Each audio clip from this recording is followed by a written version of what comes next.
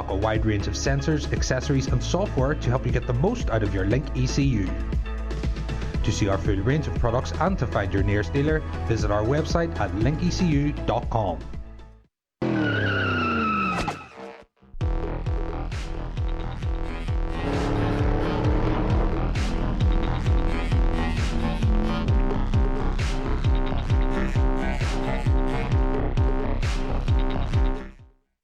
Mobil 1 is one oil, and unlike any other, it combines multiple lubricant properties into one oil. It transforms at the molecular level. In low temperatures, it pumps up quickly to lubricate. In high temperatures, it provides outstanding protection. In harsh conditions, it adapts continuously, keeping your engine running like new. Mobil 1 lets you drive further than ever before. That's your engine evolved. Mobil 1, energy lives here. We are Funk Motorsport, your heat management specialists. Based in the UK, we strive for perfection, developing thermal products trusted by professional race teams and drivers worldwide. Performance, protection, reliability.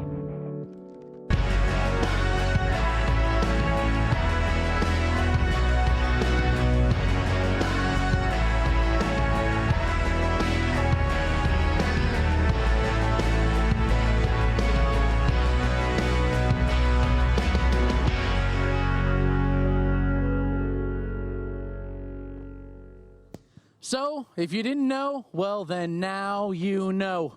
This is it, the end, we've arrived. It is the day we've all been waiting for. We are about to find out who is going to be the first and last DG champion. What an accolade that would be. What a piece that would be able to put onto the shelf. We are about to find out who it is going to be, which means we have to do one thing with so much pride for the final time, and that is hand it on over to the power couple. The man with every last molecule of the power, Power Ed, and the commish, Dave Egan. They're going to do the talking. I'm going to do the walking. Sit back, strap in, and get ready for the most wild, the most must-see, the most electrifying show in drifting, the Link ECU Drift Games Extreme. Thank you, Nathan, and welcome to Mondello Park for the final round of the championship. My name is Dave Egan. I'm joined by my good friend, Eddie Power, ready to talk you through it one last time here in Mondello Park. And if you want drama, well, we're going to bring it to you in spades this weekend. The championship will be decided. If you're in attendance, it's early in the day. We're building up those audiences. And if you're at home watching in, we're going to drop a bombshell from the off. Right now, you know the championship is going to be decided here today. Alan Hines, last run of practice, goes in the walls, bends the car beyond repair. He will borrow Dwayne McKeever's 180SX for the championship round today, with Dwayne taking the risk, eliminating himself from the competition today, and taking the risk of letting Alan drive it before he, tomorrow, goes for the Drift Masters title. Well, if there isn't one accolade that Irish drifting can hold more than anybody else, Eddie, it's that man do we work together to put on a show. Yeah, I'm not sure if that is generous or just senseless. I mean, with a championship at stake tomorrow, but it's happened, and we are going to see Alan Hines out in that borrowed car. Can he still fight for the title? Well, 19 points. He is behind Jack Shannon in the lead. But Jack Shannon, I spoke to him earlier, he's feeling the pressure a little bit at the moment. And you know what? I think the excitement of the final round, the excitement and the anticipation of perhaps being the first ever and last ever Drift Games Extreme champion, and also the possibility of, you know, in the hunt tomorrow for the Drift Games or for the Drift Masters title, albeit a good bit behind and unlikely that he'd take that, but he is in the lead position. 176 points that he's managed to collect so far this season, and he is gunning for that podium victory and the championship later on this afternoon. And if you wanted more drama, there's 5 guys that can win the championship today. We spoke about Jack Shannon, had no issues so far. Alan Hines will jump into a borrowed car. Ryan Caldwell went on fire in practice, and Paul McCarthy has a misfire. So at this point in time, they are fighting tooth and nail to get back onto the grid. To let you know, this incredible track that we've built for one weekend only here at Mondello, I think I'm going to go to a virtual representation to show you just what these guys will try and achieve in qualifying for the next hour and a half or so. Remember, only 32 guys will make it through to that battle bracket, and they have one hell of a tricky track ahead of them. Drivers saying it's one of the most difficult tracks they've ever been on. Let's take a look. Well, they take off the start line. As you can see, it is Dwayne McKeever's car represented here. A big flick into the first corner, first of the wall runs, and then it's a big on the power pull through second zone. That's the most dangerous part of the track. Then they are on throttle mid-track here. A little bit of managing of the brake, trying not to go too fast, and building this arc all the way up to the roundabout. This is the most difficult part of the track. They got to go at 90 degrees, slow the car down dramatically as they come through that outer zone, transition back to the outside of the track again, and this is the pull home, which is just as scary as the way in, as they now head back out to those walls again, and this zone right here at the end. This is where it make or break. Get to the wall, keep yourself out of the wall, and you'll score high in qualifying. The judges have a maximum score of 100. They will give that over 2 non-consecutive runs, your highest score counting as your overall run. Your judges today are Kieran Hines, Dan Moorhead, and Kevin O'Connell. They'll be here in the booth, calling those shots, calling those scores.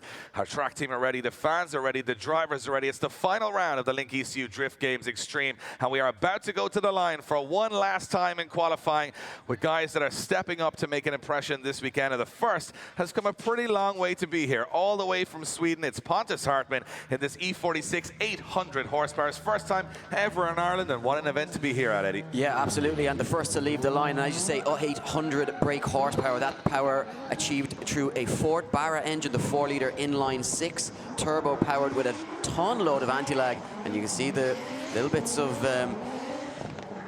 debris on the track from where guys have gone into the grass earlier on or into the barriers, but Pontus doing a good job so far, just hitting that first clipping zone that you see there on the inside, which means he's got that line wrong. He wants to be hitting that clipping zone on the way out as he comes back around now. Can he get to that outer zone? He certainly can, and this time much better as he comes by that inner zone again and makes the return up to the wall. A little bit shallow as he comes to that final outer zone and gets across the line. A first run in the books for him, of course, only his second year in competitive drifting, already traveling around Europe and doing a good job putting on a show for the fans here. Will it be enough in terms of the score to get him into a top 32 position later on afternoon? It looks as though, I'd say, leaving a little bit out there on that first run, and certainly areas where he can improve. We await that judge's score as we see our second driver who's going to be on the line, visiting UK driver Scott Cartledge.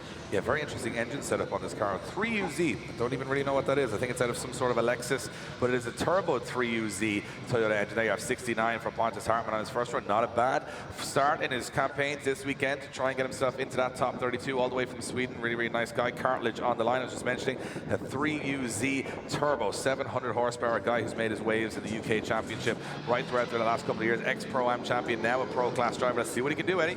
Yeah, just here for a little bit of fun this weekend. No championship concerns, but here to throw down with the best that Ireland has to offer. And Scott Cartledge going nice and deep into that first outer zone as he now switches it back through the tight intersection, getting nicely into that first inner clipping zone as he comes down now. Big deceleration zone as they come into the roundabout. Gets it all wrong, 4 wheels off track. And a 0, I'd assume that will be for Scott Cartledge as he completely stops drifting. But it looked as though that was going to be quite an impressive run up until that point. He was ticking all the right boxes, and certainly signs of what's to come here from Scott Cartledge if he can tidy that run up later on in his second run of qualifying. Just to throw it back to the judges now to make it official. Will that be a 0? I believe it will be. Just waiting for that conversation or confirmation. And yes, a 0, second position, but obviously won't be enough for top 32 later on. So we move it back to the start line now, where Martin Cowley sits on the line, the 27-year-old. Another driver joined us from the UK here this weekend in his 2JZ powered S14, a 600 brake horsepower. First time here competing on Irish soil, and he's honoured to have the drive here as he makes his first pass of the circuit, nice and deep towards those walls. Other drivers struggling in practice just to get out to those outer zones, and requires a lot of commitment, a lot of bravery. Martin doing a good job now. Can he keep it tidy through the roundabout? No, very much offline, and that I imagine will be deemed by the judges to be an unchaseable lead line. If you'd imagine later on in competition with 2 cars out on track, that inner line that he's taking through the roundabout will be very, very difficult for a chase car to follow. So I'm expecting to see this score be quite low for Martin Cowley. Judges saying they want those drivers hugging that wide line, filling that full outer zone as they come into the roundabout section. So we await for those scores to filter through. And a 73 on the board for Martin Cowley. So the judges rewarding the rest of the run there. As not bad at all, Eddie. Quite impressive on other aspects of the course, but little bit of improvement to be done on the roundabout section. Now we turn it back to Oliver Evans, one of the most exciting drivers to come out of the UK over the last number of years. The Welshman representing Washloo, VP Racing, Link ECU, and Oleco in his 2JZ powered S14, 700 brake horsepower, Dave, and he uses every last bit of it. There's no lift for this young man, and pinpoint accuracy as he brings it right out to the wall through that outer section. Now, how can he do in the first inside zone? Pinpoint accurate again from Oliver Evans. No fear in this young man as he fills that outer zone in the roundabout and makes his way back now through the circuit, through his own smoke. Again, just pinpoint accuracy, getting the nose nice and deep into that inner zone. Can he tag the wall on the way out? He certainly gets close enough to it, fills the zone, and across the line for Oliver Evans.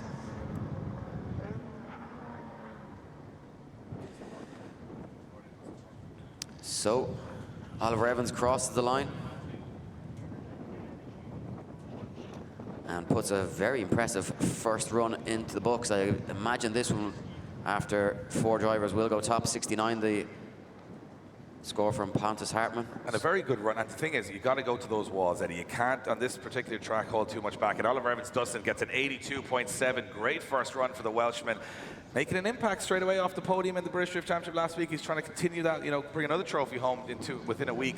Next up is Cathal McLaughlin. We work into our guys from the Drift Games Nationals who've been battling it out on road tires all year. Phenomenal championship. Came down to the wire with Stephen Halford winning it at the last run of the last event. Well, these are the guys that have been qualified here for Jaffa. It's very slow initiation from Cathal McLaughlin, who's taking his time on that initiation. Get nice and close out, so I see a little bit of handbrake, and it is a very scary corner when you look at it from that angle. Yeah, we've seen some guys already go deep into that wall, but you know what, Cathal McLaughlin making that lack of pace into that first corner, Dave, work to his advantage. Very pinpoint in terms of his accuracy. Now fills that zone as he comes around the roundabout. A lot of drivers struggling with that section. It is quite a big deceleration zone, and then to try and get back on the power, some drivers complaining of getting caught between the gears, but no problems for Cathal McLaughlin now as he looks to bring it back to the wall for the final time. Nice and brave as he fills that outer zone and crosses the line. Yeah, I'm a little bit on and off throttle throughout the run there. It was a cautious run. I mean, there's different ways to approach this track. Coming on and off the handbrake and on and off the throttle is probably the easiest way to stay wide and stay on the line. But judges are looking for speed and fluidity here as well, so he will suffer a little bit on that. But again, a solid run from a guy who's, you know, jumped up a huge level this weekend and looks very comfortable out there. So the score drops in for Cathal McLaughlin. He jumps into second position temporarily. A 76.3 sees him into second position. Not a bad start for, as you say, the Nationals driver qualifying into this competition. Now Niall Murray, another Nationals driver, making the jump up to the extreme class this weekend. Hits a cone as he comes through the start line chicane and prepares himself for his first run of qualifying. Big speed now as he throws it down deep into the outer zone. Just shy of the walls is Niall Murray. Of course, a wealth of experience behind the wheel.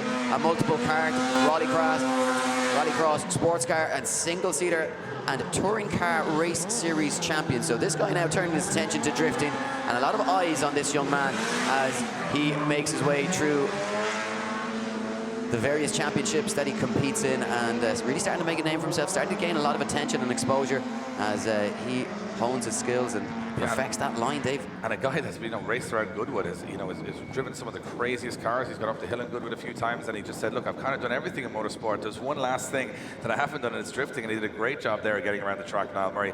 And after a stop-start season, he wants to finish strong. Let's see what he's scored.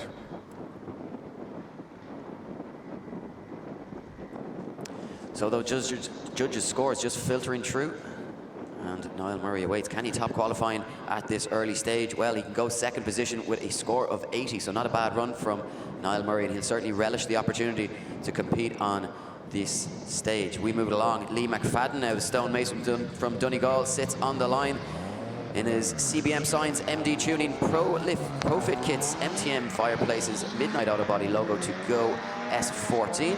520 brake horsepower. Oh, and very uncharacteristic, clipping the wall on those tires very early at the very start of the run, Dave. And you know what? Lee McFadden getting it all wrong on entry. We're going to shut that one down. It's great because you can see the marshals just in front of us. So Lee actually hit a part of the track that no one's hit before, which is before you even get to the wall or the wall run. He took the wall and the tyres out there, putting them back onto the track, creating debris for himself. So obviously if you're coming back on the return leg, he's only going to run into a load of tyres in the middle of the track. So Lee actually cancelling out his first run. Very unusual place to actually crash on this track. I mean, the clipping zone, the first clipping zone is, you know, what, 20 meters away from there, so an unusual initiation from Lee McFadden, and got it all wrong. Unusual, characteristic, an uncharacteristic mistake for Lee McFadden, but a dangerous one too. He went straight into what is an edge of a concrete block. Quite lucky to destroyed escape the back end of the car. To escape that one, because that could have been quite a violent. That could have sent the car into quite a violent spin had he not hit the tyres and gone further into the wall. But I think perhaps just some early nerves there, maybe just a lapse in concentration, would seem to be the only real explanation for what happened there. As you see on the screen there, quite a long way away from that first clipping zone, and even the start of the scoring zone. You can see that the black mark on the wall is where he's supposed to be drifting, and he actually hit the tyres where the marshal was repairing it. So I'm not sure what the approach was there, but the approach will be a sledgehammer now in about 2 minutes time, because he's destroyed the back end of the car, and he has to go fix that now for the second one. And Lee McFadden, the driver through from the Drift Games Nationals here on the main stage. Maybe the nerves getting to him, maybe trying to be a little bit too impressive and just got it all wrong.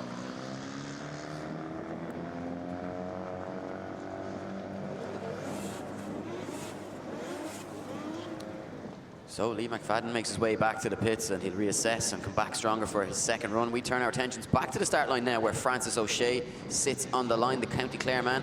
Privateer rocking his Nissan S15, 2JZ under the bonnet, 600 brake horsepower.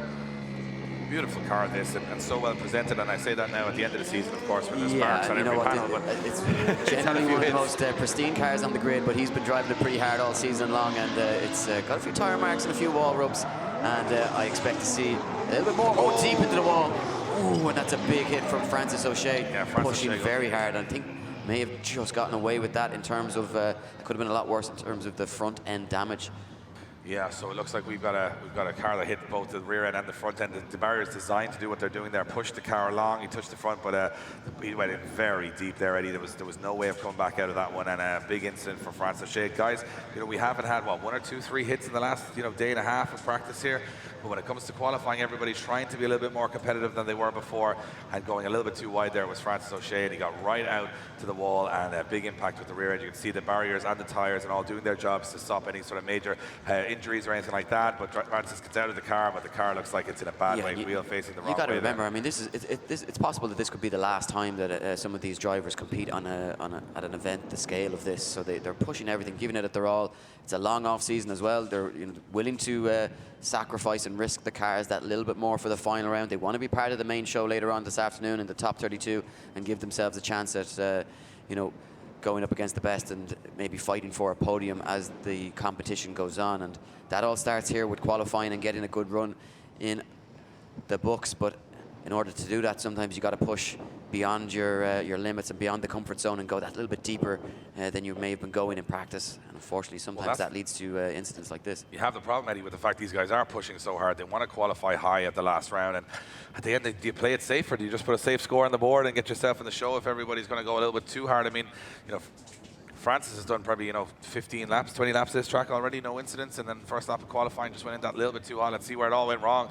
Francis O'Shea comes down the run in, very, very fast, this run in. Obviously, we've slowed it down here. Comes in on a really, really shallow angle, comes on it late, and he's very late on it. You can see he loses the back end of the car, comes in very hot into the barrier, bang on the barrier, and those tyres there just at the end, protecting the front end a little bit. I know he's just hit a little bit of concrete towards the end, but I think that might be, looks a lot worse than it is. And the design of these barriers, they are roadside barriers, is to bounce and deflect the car, rather than when we had concrete on this particular layout 3 years ago, it would just dead stop, and obviously with a lot of chassis damage done. And I think, it looks as though, from my perspective, that Francis recognized that he was going into the wall and dialed on some angle, some additional angle, just to let the rear end of that car take the brunt of it. Some sensible driving there, it probably helped just to minimize the level of damage to the car. We have seen a few guys have that problem, go into the wall earlier on, and teams working tirelessly to try and get it fixed. The question now is it fixable within the time frame that he has? Probably not a whole lot of time now between this run and his second run. looking just to make the score official from the judges. No prizes for guessing, unfortunately. A 0 for Francis O'Shea. But guys, give him a round of applause. He's out of the car. He will hear you. And it's very important that he is okay. And that's the main thing. The car and the parts can all be fixed and replaced. But the main thing is that Francis himself is all right. He is out of the car and looks to be walking around okay. Well, I think, look, I mean, these incidents, you can see the back end, obviously these cars are tube framed, so when they do hit that barrier, they fold in quite easily, more so, I don't think any car in that Pro class has a full rear end on the car anymore, so they are all tube framed, and those tubes are designed to take an impact, to fold, along with the fiberglass and the blanks on the rear of the car. So, I mean, even though it looks like it's taken quite a hit there, that mightn't be too bad. I mean, we've had suspension damage there for sure on the back end, but, I mean, if he gets back into the pits, he's probably got the guts of an hour to try and get that back suspension together. And last weekend in the British Drift Championship, we saw the back suspension of Stephen Fitzgerald's car completely torn out of the car, and he was back out, again for battles. So you'd be surprised what these guys can do. You can bet your life, even if he doesn't have the parts that he needs, that the pits and the other drivers and teams would be rallying around to try and give him as big a dig out as possible to get him back out on track. But it remains to be seen. The guys will take that back into the pits and assess it fully and decide whether or not it is very hard to see from this point, and this position with all those body panels around it, what the extent of the damage is there. Yeah, absolutely. I just think it's very interesting to see that you've had 2 crashes and 2 runs at both ends of the wall and on the same initiation. So it goes to show how tricky the track is. You can see Francis' car there taking a massive impact at the back. You see the tube framing doing its job of protecting the valuable rear end of the car, and obviously fuel cell and diff and everything kept well away from it. Front end, I mean, he's got a bumper bar there, as you can see, which is there to absorb the impact from the damage. It looks like the front got away pretty okay. It just kind of ricocheted off the tires, so not too bad there. Bumper's gone, maybe a couple of broken fiberglass panels. So we hope Francis can get that repaired and back out for the second half of qualifying. It'll be a tall order. It looks like the extent of the damage, but our guys here making sure that Francis is safe, and of course the guys this year stepping up, in terms of safety with the correct harnesses, seats, going to the 5-point, 6-point harnesses, hands devices used all around. So those guys can go home, this evening or tomorrow and not carry any of these impacts into their daily lives with some injuries or anything like that. So far, so good, and they seem to be doing their job very, very well. A lot of drivers who have hits this year have said, compared to hits in the past, Hans Device doing an incredible job of not giving them neck pain in the next couple of days. And let's not forget, this is a high-risk sport, Eddie. It's not something to go out there and say, I mean, everybody can't do it. That's the thing. You can watch it on, you can look on the internet, you can say, oh, drifting's great, a good run, bad one. But that is a very daunting first corner, especially in something, and a lot of people think about the skill level, but you've also got to remember how much money these guys have put into these cars. I mean, a lot of people will sit there and say, oh, he needs to go closer to the wall, and I suppose that's the aim of the game. But, I mean, these cars are worth, that car is worth a lot more than any S15 in the country. That's a lot easier when you're sitting on the beach in Spain enjoying your summer holidays and your pina coladas, and these guys are sitting at home saving every single penny they have, working tirelessly night and day to try and afford to keep these cars on track. And you know what, a lot of people would be very worried about driving their own pride and joy on a daily basis. I was worried about driving a van around here the other day. It was a little scary. So these guys are coming in at a lot of pace. You can see our guys there, the wall maintenance guys, making sure everything is A-OK on the wall. It looks like they will have that straightened up, repaired, and we can head back into qualifying as soon as possible. You have it, the Irish flag flying high. It's joined by 24 other flags this weekend from all across Europe as the Drift Masters European Championship comes to town for the finale tomorrow. We are almost sold out here in Mondello Park. Record attendance expected, and today the grandstand's starting to fill up as we come through qualifying, and Francis O'Shea will leave to try and see if there is a possibility of repairing that car for the second half. But our marshals are looking on with a nod of the head saying, I don't think so. They think it's a very, very big hit to the back end of that car. So even Francis O'Shea himself saying he doesn't think this is going to be able to be repaired. So I'll tell you what, that's that harsh reality of this track. We're only a couple of runs in, Eddie, and if there's anything to go by, we're going to have fireworks this weekend. Yeah, the marshals say it can't be fixed. John Shannon says, hold my beer. So yeah, I don't think unless we've consulted with the man of fixing everything, John Shannon, whether that's out or not. But I think, to be honest, it is a pretty big hit. And again, we've had Lee McFadden hit the wall and Francis O'Shea hit the wall in 2 runs consecutively, and not a hit in practice. So this shows that they are pushing that extra 10 or 15%.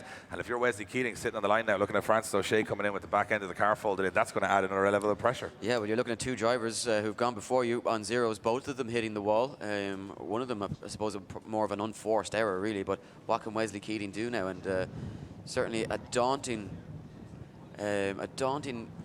view that these drivers have when they sit on the start line. Of course, that start line moved up and moved around the corner compared to where we saw before, but the advancement in technology and the builds means these cars are probably 200 to 300 brake horsepower faster than they were 4 or 5 years ago, the last time we ran this layout. I would completely agree, Eddie, and I think that is a big part of it, is that everyone said, well, the run-in is a little shorter than it was, and I said, and all the cars are twice as fast with grippier tires. So when we were seeing the speeds coming by the wall yesterday from some of the higher horsepower cars, we were thinking, you know what, there actually is a big jump in performance for the last 3 years.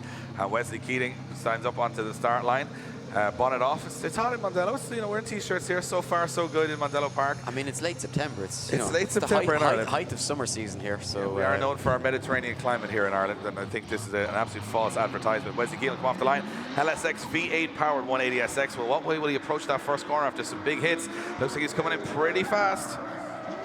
I think this car is a real demonstration of the advancement in machinery in this country, because when this came out of the box a number of years ago, it was unseen, undone. Nobody had seen anything like it, and now you walk through the pits and practically everybody has a crazy V8 under the bonnet, big Wise Fab lock, Rocket Bunny kits, and Wesley Keating doing a very good job so far. If he keep this run going, possibly the best run we've seen him do in this car all year long. The car has been plagued with mechanical problems. Oh, Wes gets deep into that wall, raises a wheel off the ground and just about finishes the run. What about that from commitment from the boss man at WKD Imports, Wesley Keating? We've had 3 cars in the wall in a row. We had only one in it yesterday in entire 8 hours of practice, so they are definitely pushing harder out there. No walls. Well, I won't finish the rest of it. There's no balls, Eddie. It's the last day we can say it. We can say it. So, from that perspective, we were just about to say, very tidy run, got all the clipping zones. Actually, he was on for a big run there, I would imagine high 80s, and just sort of threw it at the wall a little bit late, I think. Yeah, and I think it's important to remember as well, it's no problem hitting the wall or hitting it slightly, but you don't want your line to be affected by it, and certainly Wes's line was dramatically affected. Did he finish the run is the question. Well, he did, and a 74 from the judges. Just imagine where that would have been had he been a little bit more accurate. But a nice starting point from Wes, and good to see that car working, and we will see him back for the second half of qualifying. Now, a man who is delighted to be on the grid once again this year is James Hudson, growing into the competition with every round that we have seen him compete. Took a big long break from the sport, hadn't competed for a number of years, but started drifting way back in 2005, so 14 years in the game. Clips a cone there as he exits the start line chicane. What can he do now in his first run as he fires it towards the wall, just shallows up and misses that second outer zone.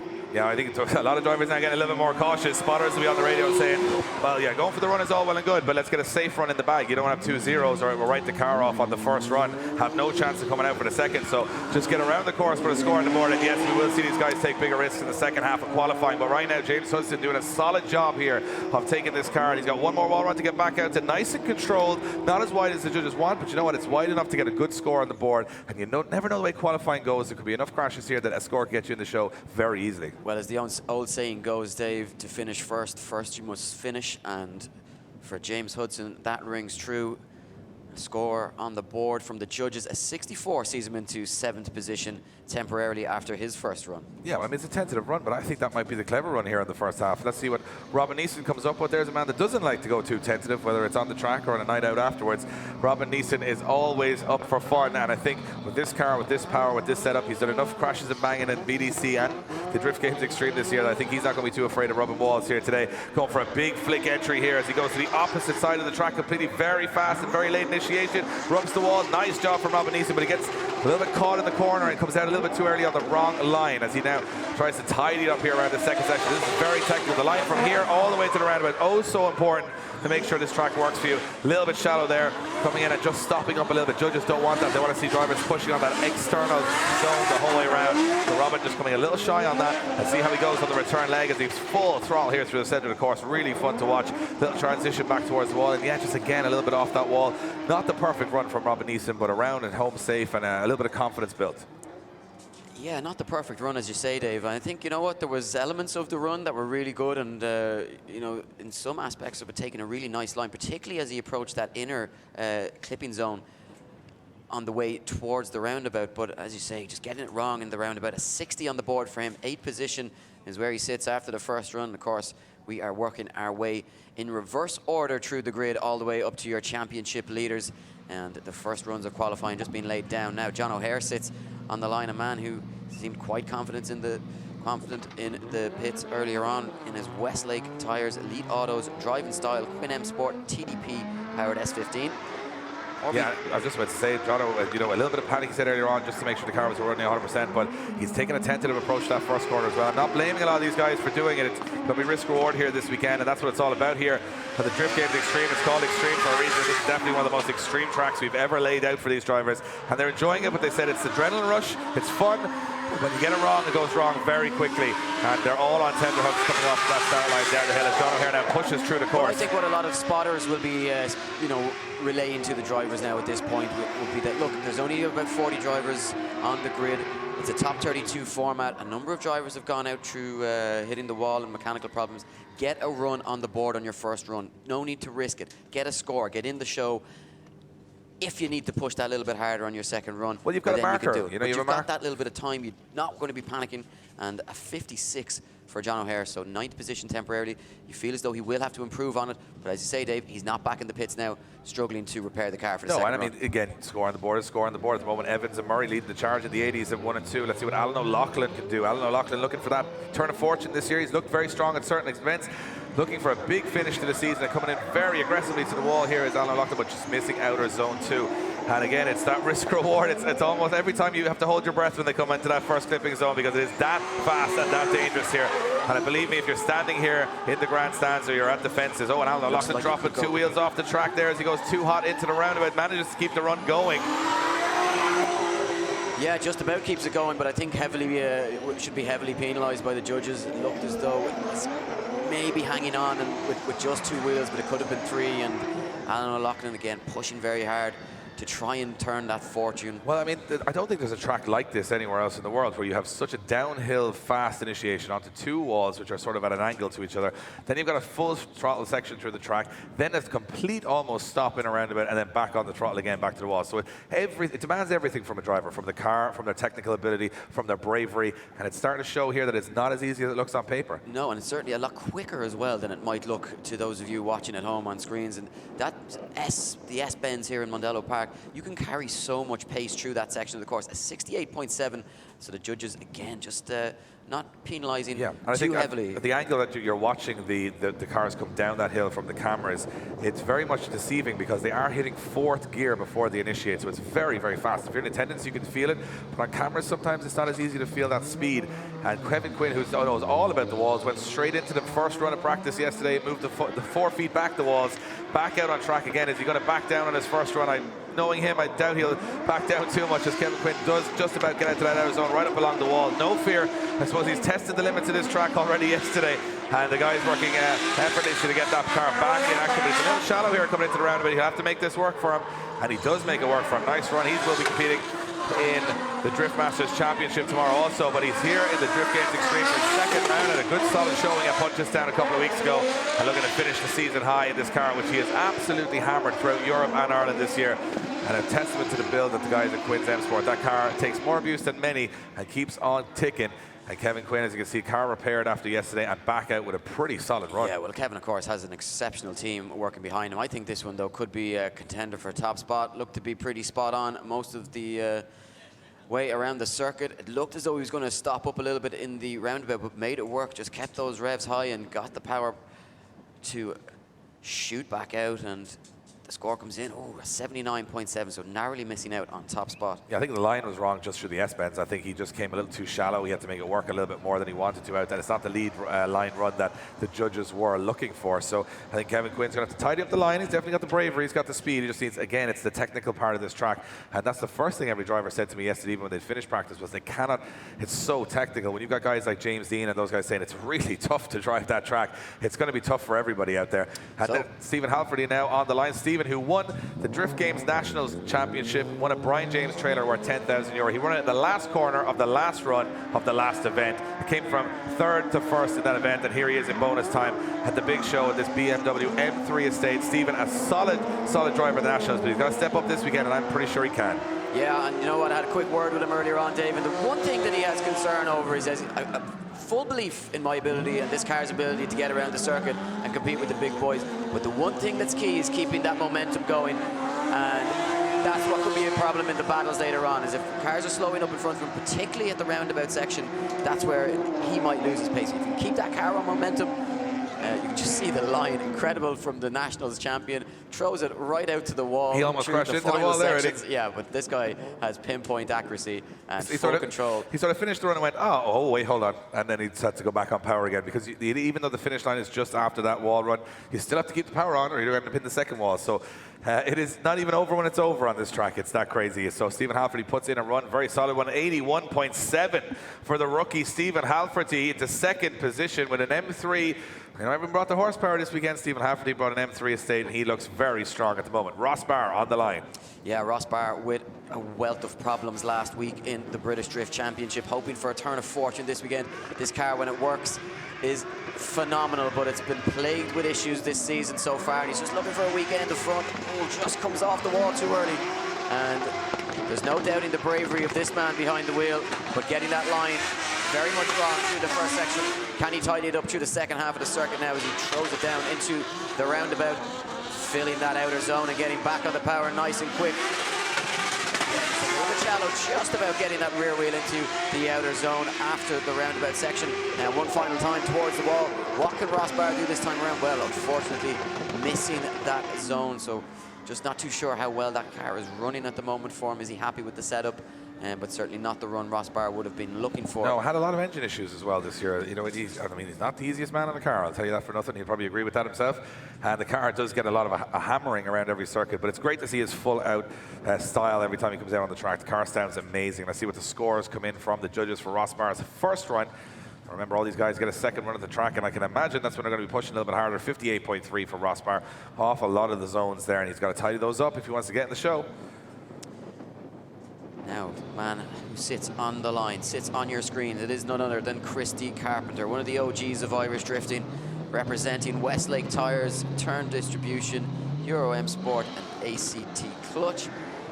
LS7 Chevy V8, naturally aspirated underneath the bonnet of this monster, 610 brake horsepower Toyota GT86. But Christy Carpenter getting it all wrong through that first section, Dave. Yeah, look, he came onto the first wall nicely, but he just didn't, let the car wash enough, didn't come in with enough speed, and didn't get into that second zone. And the V8 power will help here in the roundabout, but he's had a big lock up there, and he said he's had brake failure all day yesterday in this car. The rear brakes overheating and not doing their job, and he was losing front brakes and rear brakes throughout the weekend. Hopefully those issues sorted. It's not easy to drive one of these cars with no brakes, I'll tell you that for nothing. Christy taking it back out to the wall, a nice wall run on the way out, but just that clipping zone too, it looked like he panicked a little bit on the entry, came in very fast, and sort of, it's so hard to judge, Eddie, how you get to that second wall. Yeah, particularly if you're having difficulty with your brakes. Going towards the wall at 80, 90 miles an hour is not exactly something that you want to be taking chances with. Something you don't want to be doing with a beautiful car on a beautiful day in Mondello is going out there and looking at that wall and saying, I have to be on it, but at the same time, I don't want to be in it.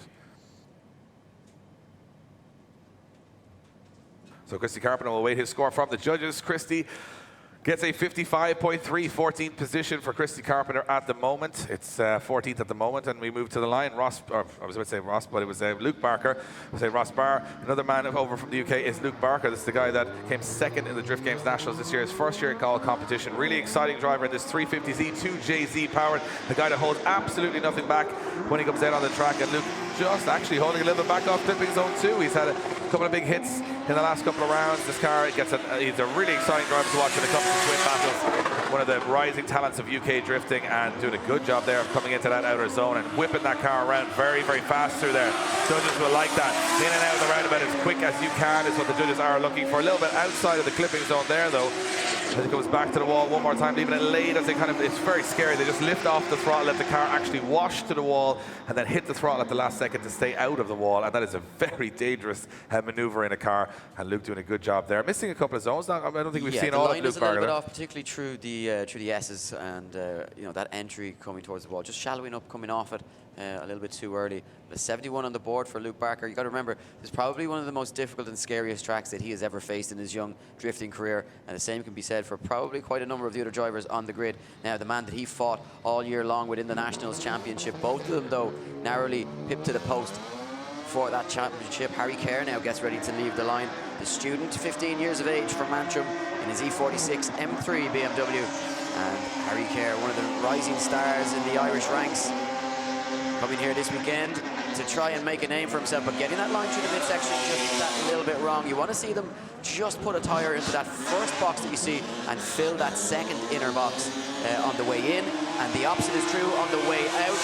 You see now, just skip that one and fill this one, as Harry Kerr now takes it towards the wall for the final time on his first run, and filling that zone nicely and crosses the line.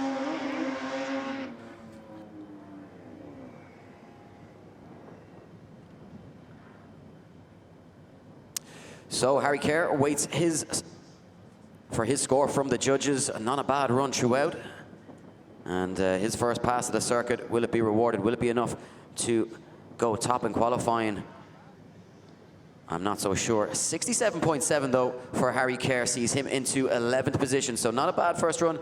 Not able to top the 71 though of Drift Games Nationals rival Luke Barker. Now on the line is Andrew Earl, the 30-year-old surveyor from Dublin, in his Glen Bay Group Tyre Tech driving style Nissan Silvia SR20 under the bonnet, Dave. 450 brake horsepower, doing it for the SR boys. Yeah, he was saying he was pretty scared of this track when he saw the virtual command. He's gotten right out to the outer zone. Andy Earl just stays out of the wall. He said he wasn't holding back this weekend. I'm starting to believe it now, but he misses the outside zone a little bit there, but just can he keep it together here into the roundabout? You know what, I think that wasn't too bad a line as he comes through there. Certainly not tucking in too early like some of the other drivers we've seen. Fills the roundabout zone and gets back on the power. This is shaping up to be quite a sizable run here from Andrew Earl. Can he finish it off in style and take it to the wall? He's certainly going for it, and he brings it right out to the wall. Just gets it across the line. Impressive inches stuff. away from disaster. He's going to say it was controlled. Impressive stuff from Andrew Earl there as he took it out to the wall on the second half of his run. And I think he's just woken up our judges here, Dave. Yeah, I think that's one guy who actually didn't either end up in the wall or in the middle of the track. He was right in the middle. Good run from Andy Earl there. He said this weekend, last weekend, there's no holding back. You got to do it. And I think in that first run at 79, I'll be very happy with that. Into 5th position. It was a little bit of a wobble here and there, but a lot to build on. Now sorry, Dave. You're all right. Back to the line we go with Kieran Casey. I was just about to say it's the highest horsepower car on the grid. So he's going to be carrying a lot of speed down the hill here, Kieran Casey. This is an incredible machine. He's been struggling a little bit with it this year, getting to grips with it. He's coming in quite late on the handbrake there. Look at this, hanging it right out there. Kieran Casey, right to the wall he goes. Impressive stuff. No holding back there from Kieran Casey, and no fear of putting that 920 brake horsepower 2JZ S14 on the line as he, just shuts it down. I think wash it in. Oh, I think he might have a gearbox issue. Yep. Oh, the car just cut out. The car just shut off. Interesting stuff. The car just shuts off in the roundabout. After a phenomenal first half of the run, Kieran Casey's going to score 0 here as he shuts down in the roundabout, and it's just a war of attrition for some of these drivers. You can see that car just maybe not. It doesn't sound like it's running right to me. No smoke produced. Car over 900 horsepower, and he was on throttle there with no smoke. I think there's an issue there. Yeah, and I would imagine quite frustrating going back to the pits, having thrown your pride and joy at 80 miles an hour towards a wall to end up with a 0, and will be all to do on the second run for Kieran Casey now as he... Yeah, this is the man. I'm just going to put on the line. Neil Dunn's on the line now. This man... You made a claim yesterday, I made a claim yesterday that even all of the Drift Games Extreme drivers and all of the guys in Drift Masters, the best run I saw all day was from Neil Dunn. Did he mean it? Did he not? We're about to find out, because I'm not sure if it was a look or just... I asked him about it, Dave, and he said, yeah, that was once, and he's got... Yeah, it was no way he was going to escape that, but it looks as though he's gotten away with it. Brown trousers moment there for Neil Dunn, but I think he has gotten off lightly.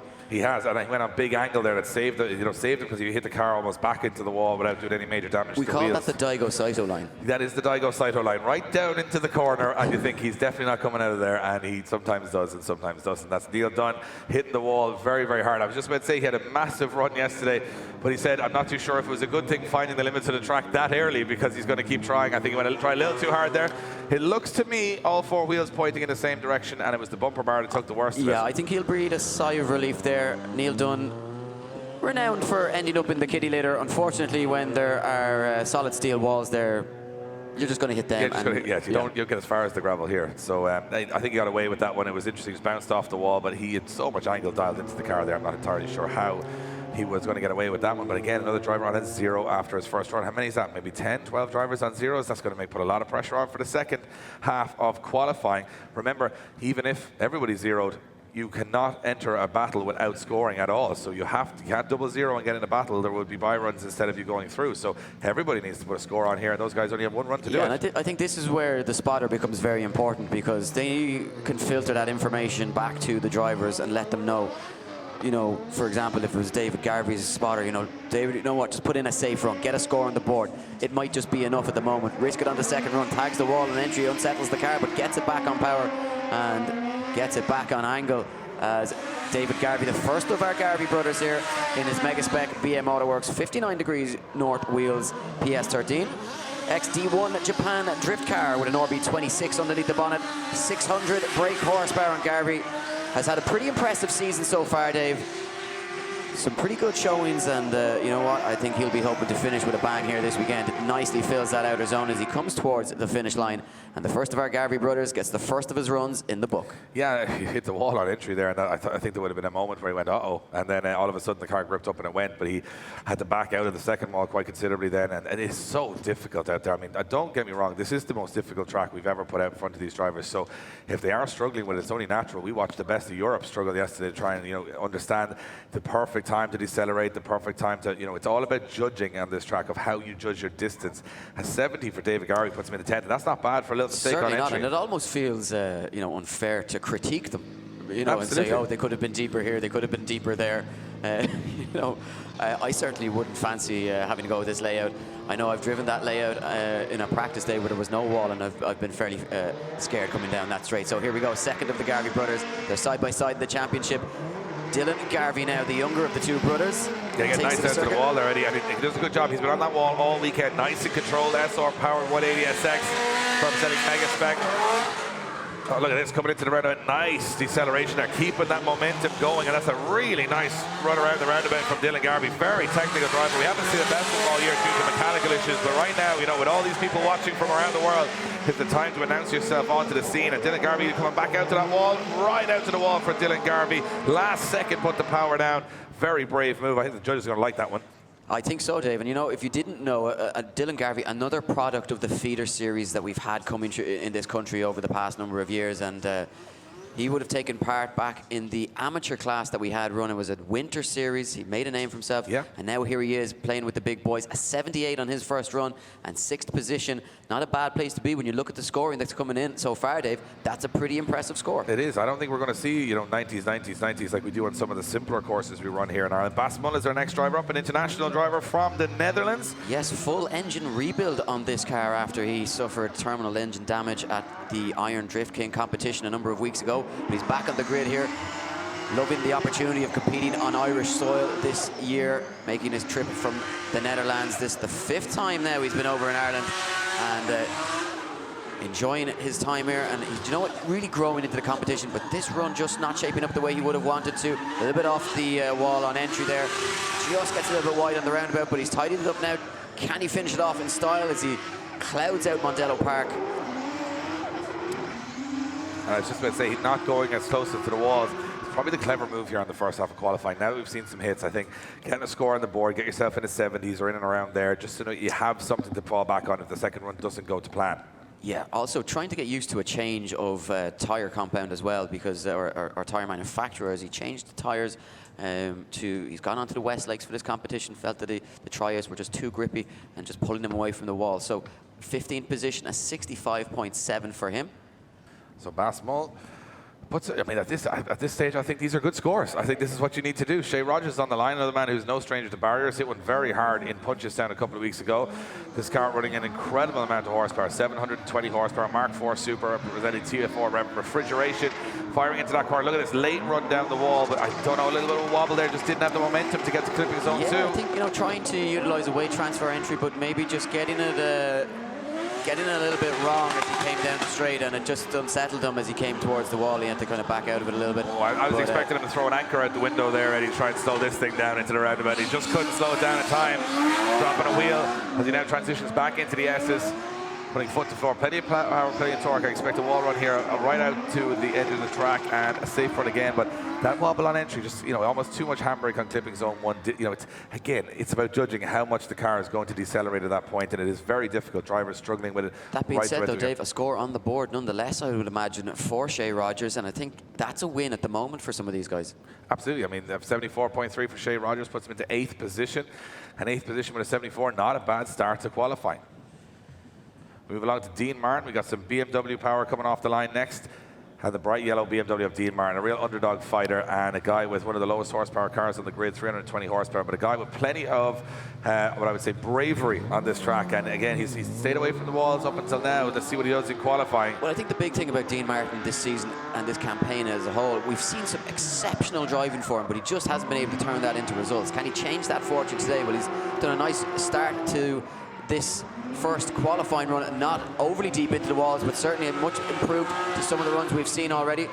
Quite tidy now. Can he hold it? Oh, he's very fast as he comes down into the roundabout section, but just about keeps those wheels on circuit.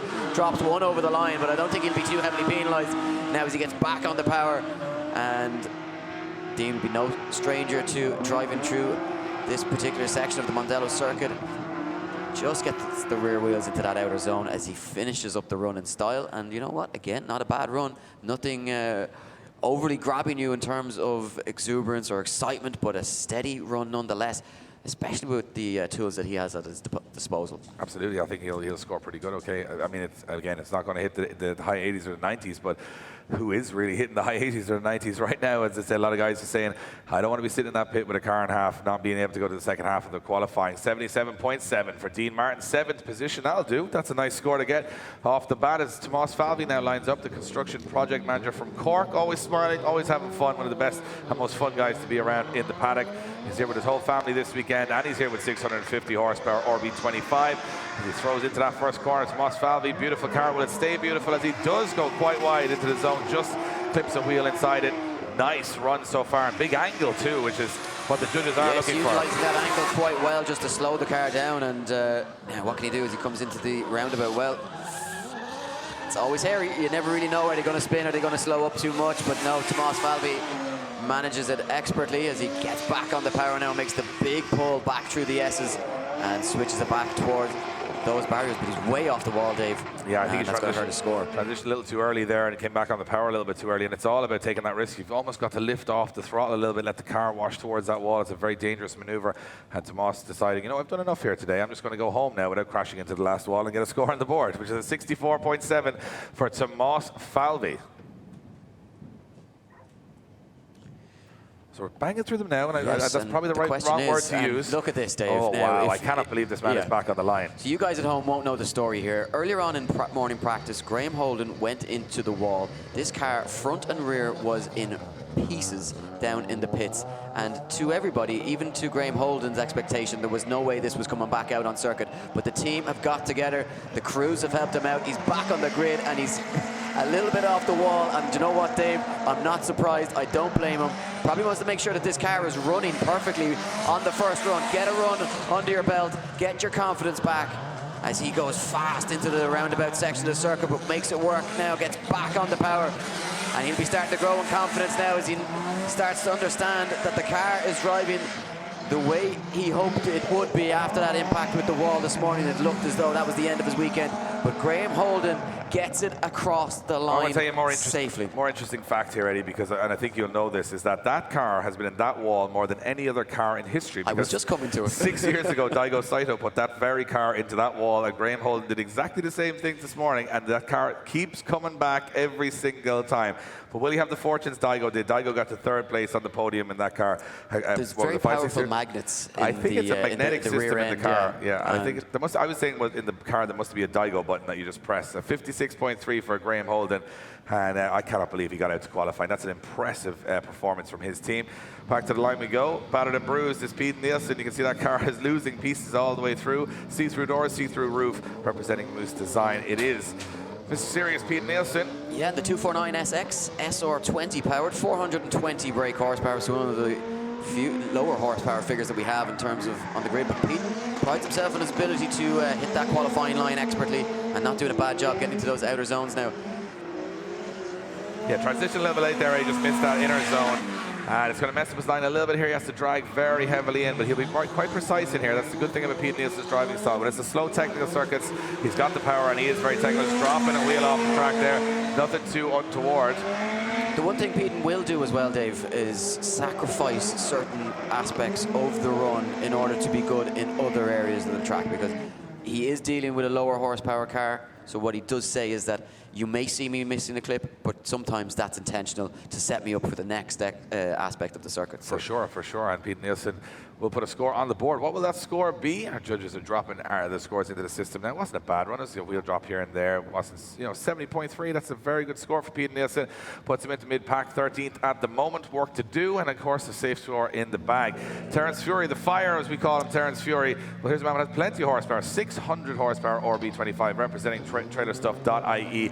A man that is not afraid of this track one bit. I expect a big run here. He's been going very hard in practice. Yeah, and look at this, just as you say, David, he makes a huge weight transfer entry, gets it nice and wide out to the wall, but he does sacrifice that second zone. Now, can he tidy it up? Very shallow as he comes through that inner section of the circuit, as he now tries to negotiate the roundabout. Again, just getting it wrong on entry there. I know I have to throw the angle at it just to try and slow that car down, but manages to get out unscathed. Can he finish the run off now as he tucks the nose into that final inner zone before making that midsection transfer and throws the rear end towards the wall and across the line. An outrageous entry. It was an outrageous entry. I was looking over at Mike, our track manager here, and he almost took 2 steps back thinking, just get the recovery truck, just call it now, and then he actually pulled that one off. So incredible stuff from Terence Fury. He does miss clipping zone 2. Someone must have been lighting candles last night for him on entries like that, but he will be putting in a score on the board, and I love that bit of flair, that confidence to go throw the car from one side of the track to the other. 66.3 though, didn't make it out to clipping zone 2 and a couple of errors here and there, but I like the style. 18th position for Terence Fury at the moment. And here's a man that has been putting in plenty of good runs in practice. Chris Burnett said he hasn't felt as consistent on this track as he'd like to, but he has been, in my opinion, one of the better drivers out there in practice. So let's see if he can translate that form here into qualifying.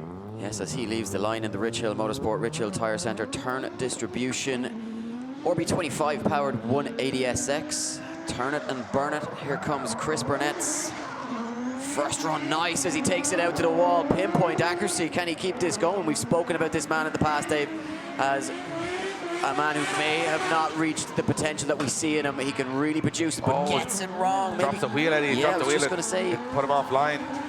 Dropped that wheel just as he came into that slowing section, and won't cost him too heavily. I think the rest of this run has been pretty accurate now. How can he do through the final sections nicely into that outer zone? And Chris Burnett crosses the line. Isn't it funny how, those walls are so scary, but sometimes it's the roundabout that actually messes you up. You could do the 2 wall runs, hardest part on the track, and then just, drop a wheel coming into the roundabout, messes up your line there and loses you some points. So yeah, it's a tale of 2 halves, this circuit. You know what? It offers, I think, a different element. It's the bravery of going towards the wall, but it's the technical aspect of it, the more technical aspect of it that the roundabout brings. But a 75.3 for Chris Burnett. Not a bad place to start after his first run. No, back on the line. Well, he's back in his old baby, as he said to me this morning. He's having fun out there. It is going to beat Mark McBurney. He's following Chris Burnett's run. But McBurney's back in his SR-powered 180. This is a guy that throws so much angle. Expect a big flick in here to the first corner.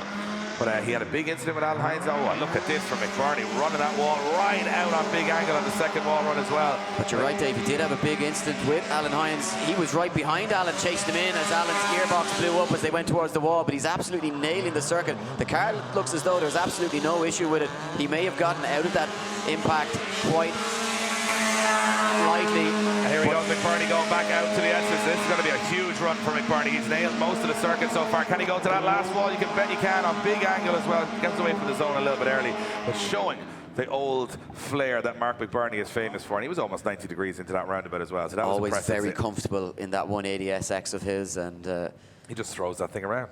I think that's going to be a good score. I think, he missed a couple of areas there. It wasn't perfect by any means, but he was brave. He did have big angles, so the judges are going to enjoy that. Let's see what he scores. I think it's going to be a good score. An 86.7 for Mark McBurney in the Old Faithful SR. First position so far. That's how you enter back into the fray this weekend. Solid run for McBurney. So Paul Conlon now sits on the line. A little word with him earlier on. He said, you know what, Dave? His legs, he's an old man, so his legs feel a little bit loose today. So he's coming for it. He says he's ready for a podium. He's had a good, strong season so far, and he's well inside that top 10, but he's coming for a top spot here this weekend. Outrageous amount of speed through the second zone there. He was on the wrong line, and I was afraid for all the media personnel standing in attendance. He managed to hold it under control, but it was a bit of a wild line through the first corner, and it's just a little wild here and as well into the hairpin just off those zones. Very entertaining to watch, though. It's a wild style from a wild man. Not the run Conlon would have been hoping for, but if you could just finish it out, get him wheel up on the curb on the inside there just as he exits the S's, and a little bit shallow through those final sections. A score on the board nonetheless for Paul Conlon. It was just wild. I mean, he sort of came in so fast, he barely decelerated, and then he fired through onto 2 late, which sort of put, I think, a wheel off the track, but almost put him into the grass or the gravel. So just a wrong line. I mean, the impact, the speed, the smoke, the presence, and everything we love about Paul Conlon in that run. But a 64 just off that line, 23 or 23rd position rather, is where Paul Conlon will now have to sit. As we go back to the start line, the man pipped to do big damage this weekend in his European car is Conor Shanahan. Yes. Looking for a top 5 finish in the championship this year after the first 2 rounds not really registering a whole lot. He is a big player here in the championship race right now. The youngster, just 15 years of age. Well, he's 16 years of age 16 now, yeah. 16. And look at Blew this the entry gearbox in this car earlier on, Dave, and was unsure as to whether or not he'd get back out, but the team have got it sorted. And Conor Shanahan, he's taken his first ever pro competition win on Irish soil in this championship season, and he will be feeling the confidence that brings, and he's coming for it here this weekend. Watched him in practice yesterday, and he looked very comfortable out on the circuit, and why not? 16 years of age, Red Bull athlete, and tagging the wall. Oh, sweet Jesus, I believe I heard from one of the judges there. That's the right phrase for that, because he came at that last wall at about 60 miles an hour. Very, very fast. Amazing run from Conor Shanahan in the first half of qualifying. Remember, things are heating up as we go to the second half of qualifying after our championship leader, Jack Shanahan, rather, and Alan Hines. I mean, I don't even know where Alan Hines is right now. Does he have a car right now? Is he borrowing Dwayne McKeever's car? That was the rumors we had heard. Was Dwayne McKeever really going to give him his car to put on the line this? I mean, I'm not sure. Yeah, that's the question. I mean, we've only heard that through the marshals. Yeah, we don't even know if it's true. Quite frankly, I won't believe it till I see it. I hope it's true, because Alan Hines has no car, and Dwayne McKeever put up a post. And there, look at this, a 91.7 for Conor Shanahan. Goes top of qualifying by a long shot. And the thing about what I say is Alan Hines, you know, Dwayne McKeever put up a post saying, does anyone have a car for Alan Hines? And then we heard rumors of Dwayne McKeever giving his own car. So I'm not sure what's happening, but Paul McCarthy will also not know what's happening, because this car has been running very poorly this breaking weekend. down for him all morning, and just some issues that they haven't been able to assess properly, and they don't know if the car's running properly every time it goes out on circuit is the real issue for the team to try and diagnose it and fix it. So Paul McCarthy doing a good job with the run now, but you can see that car kind of half breaking down from not running right, big straight, and it looks as though he's given up on this. I was just about to say his first wall run and second wall run were actually very, very good, and he had power, but then all of a sudden the car was dying, as you said, Eddie, through the S's.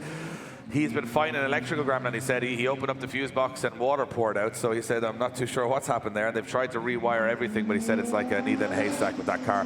Had to try and find out what is actually causing that electrical ground, and they've fixed almost everything. They'll be back in under the bonnet again, his whole team trying to get that car working, but it doesn't look too strong at the moment for Paul McCarthy, scoring a 0 on his first run. He's 5th in the championship at the moment, so not a good start for his campaign if he's going to try and climb into that top 3 or even take the championship, which he could do mathematically. He needs to fix that car in the next 45 minutes. Next on the line is Lee Scott, sitting 4th in the championship at the moment. He's within striking distance of the top 2 if anything was to happen to those guys, and at the moment, anything can happen. So Lee Scott, you can see in that BMW E46, 550 horsepower, and a man not afraid to go to any walls, not afraid to let that clutch in and let that car wash out to those walls. Let's see what he's got. Yeah, so Scott makes his way. Oh, look at this as he just throws it onto that wall. No regard for his own health and safety. And Lee Scott coming for top spot here in qualifying as he does a nice job through that inner zone. And now looks to fill the outer zone through the roundabout section, and gets ready to prepare himself for the run back through in front of the grandstands. And not a bad run from Lee Scott here, as you say, sitting mathematically in a chance for a championship, but he would really need the guys in front of him not to qualify. 45 points. He sits behind championship leader Jack Shanahan, but not a bad First run of qualifying for Lee Scott. That's going to score highly, Eddie. I'd be very surprised if we don't see in the 80s for that for Lee Scott. Great run out there. It's an 82.7 for Lee Scott. Third position he goes.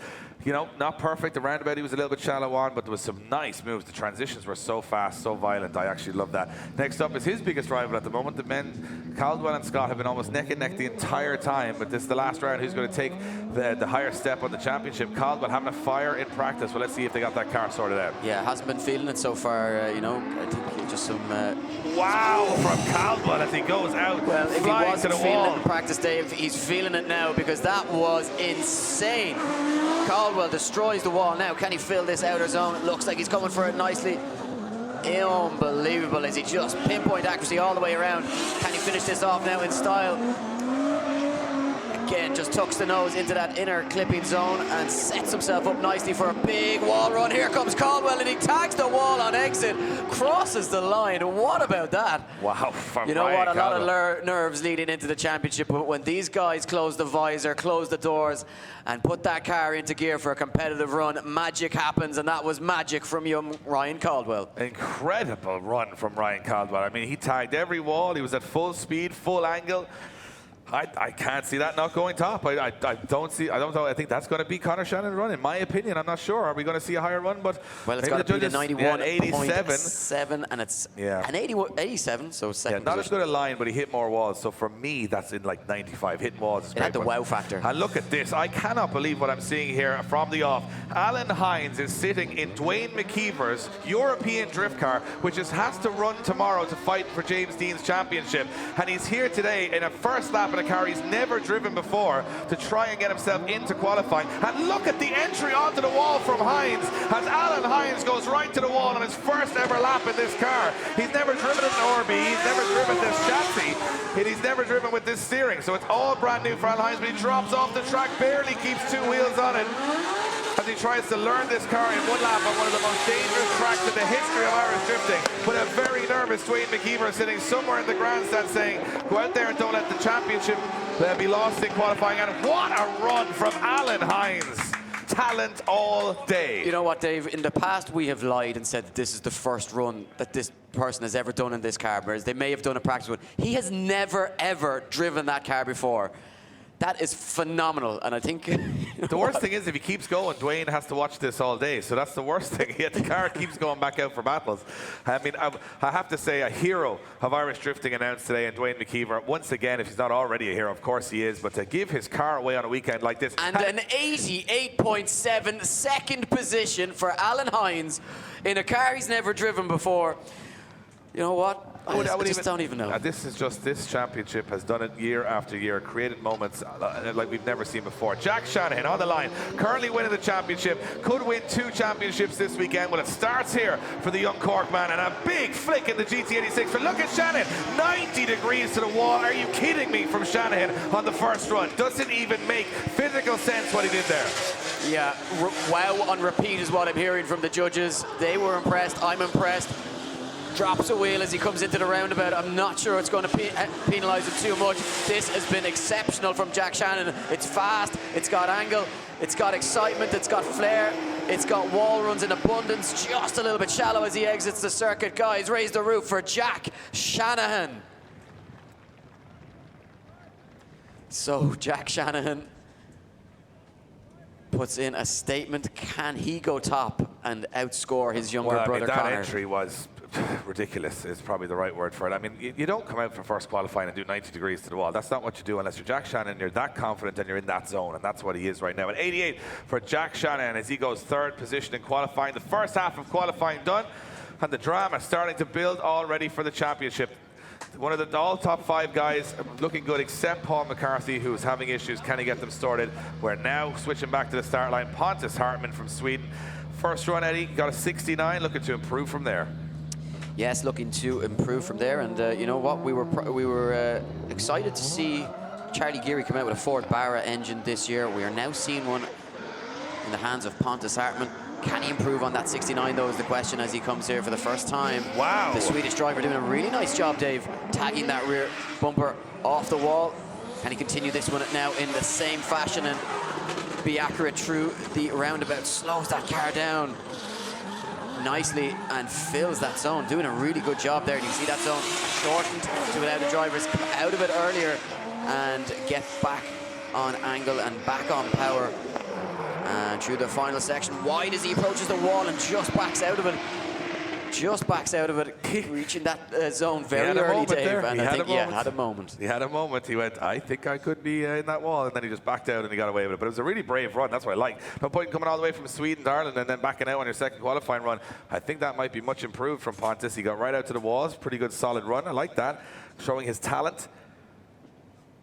Interesting fact about this car, 800 brake horsepower. Guess what the torque figure is? I'm not sure. 1,000 Newton meters of torque. 79.3 is the score on the board. 11th position for Pontus Hartmann from Sweden. Over for the final round as a wildcard entry here in the Link ECU Drift Games Extreme. Another wildcard entry is Scott Cartledge. Scott Cartledge from the UK had a good solid first run.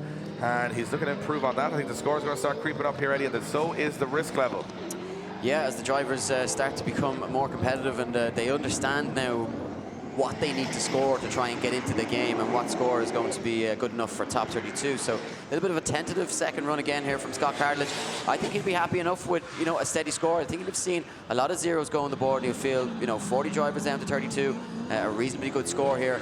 No need to risk anything in qualifying. Just get myself into the game and maximize the track time later on this afternoon.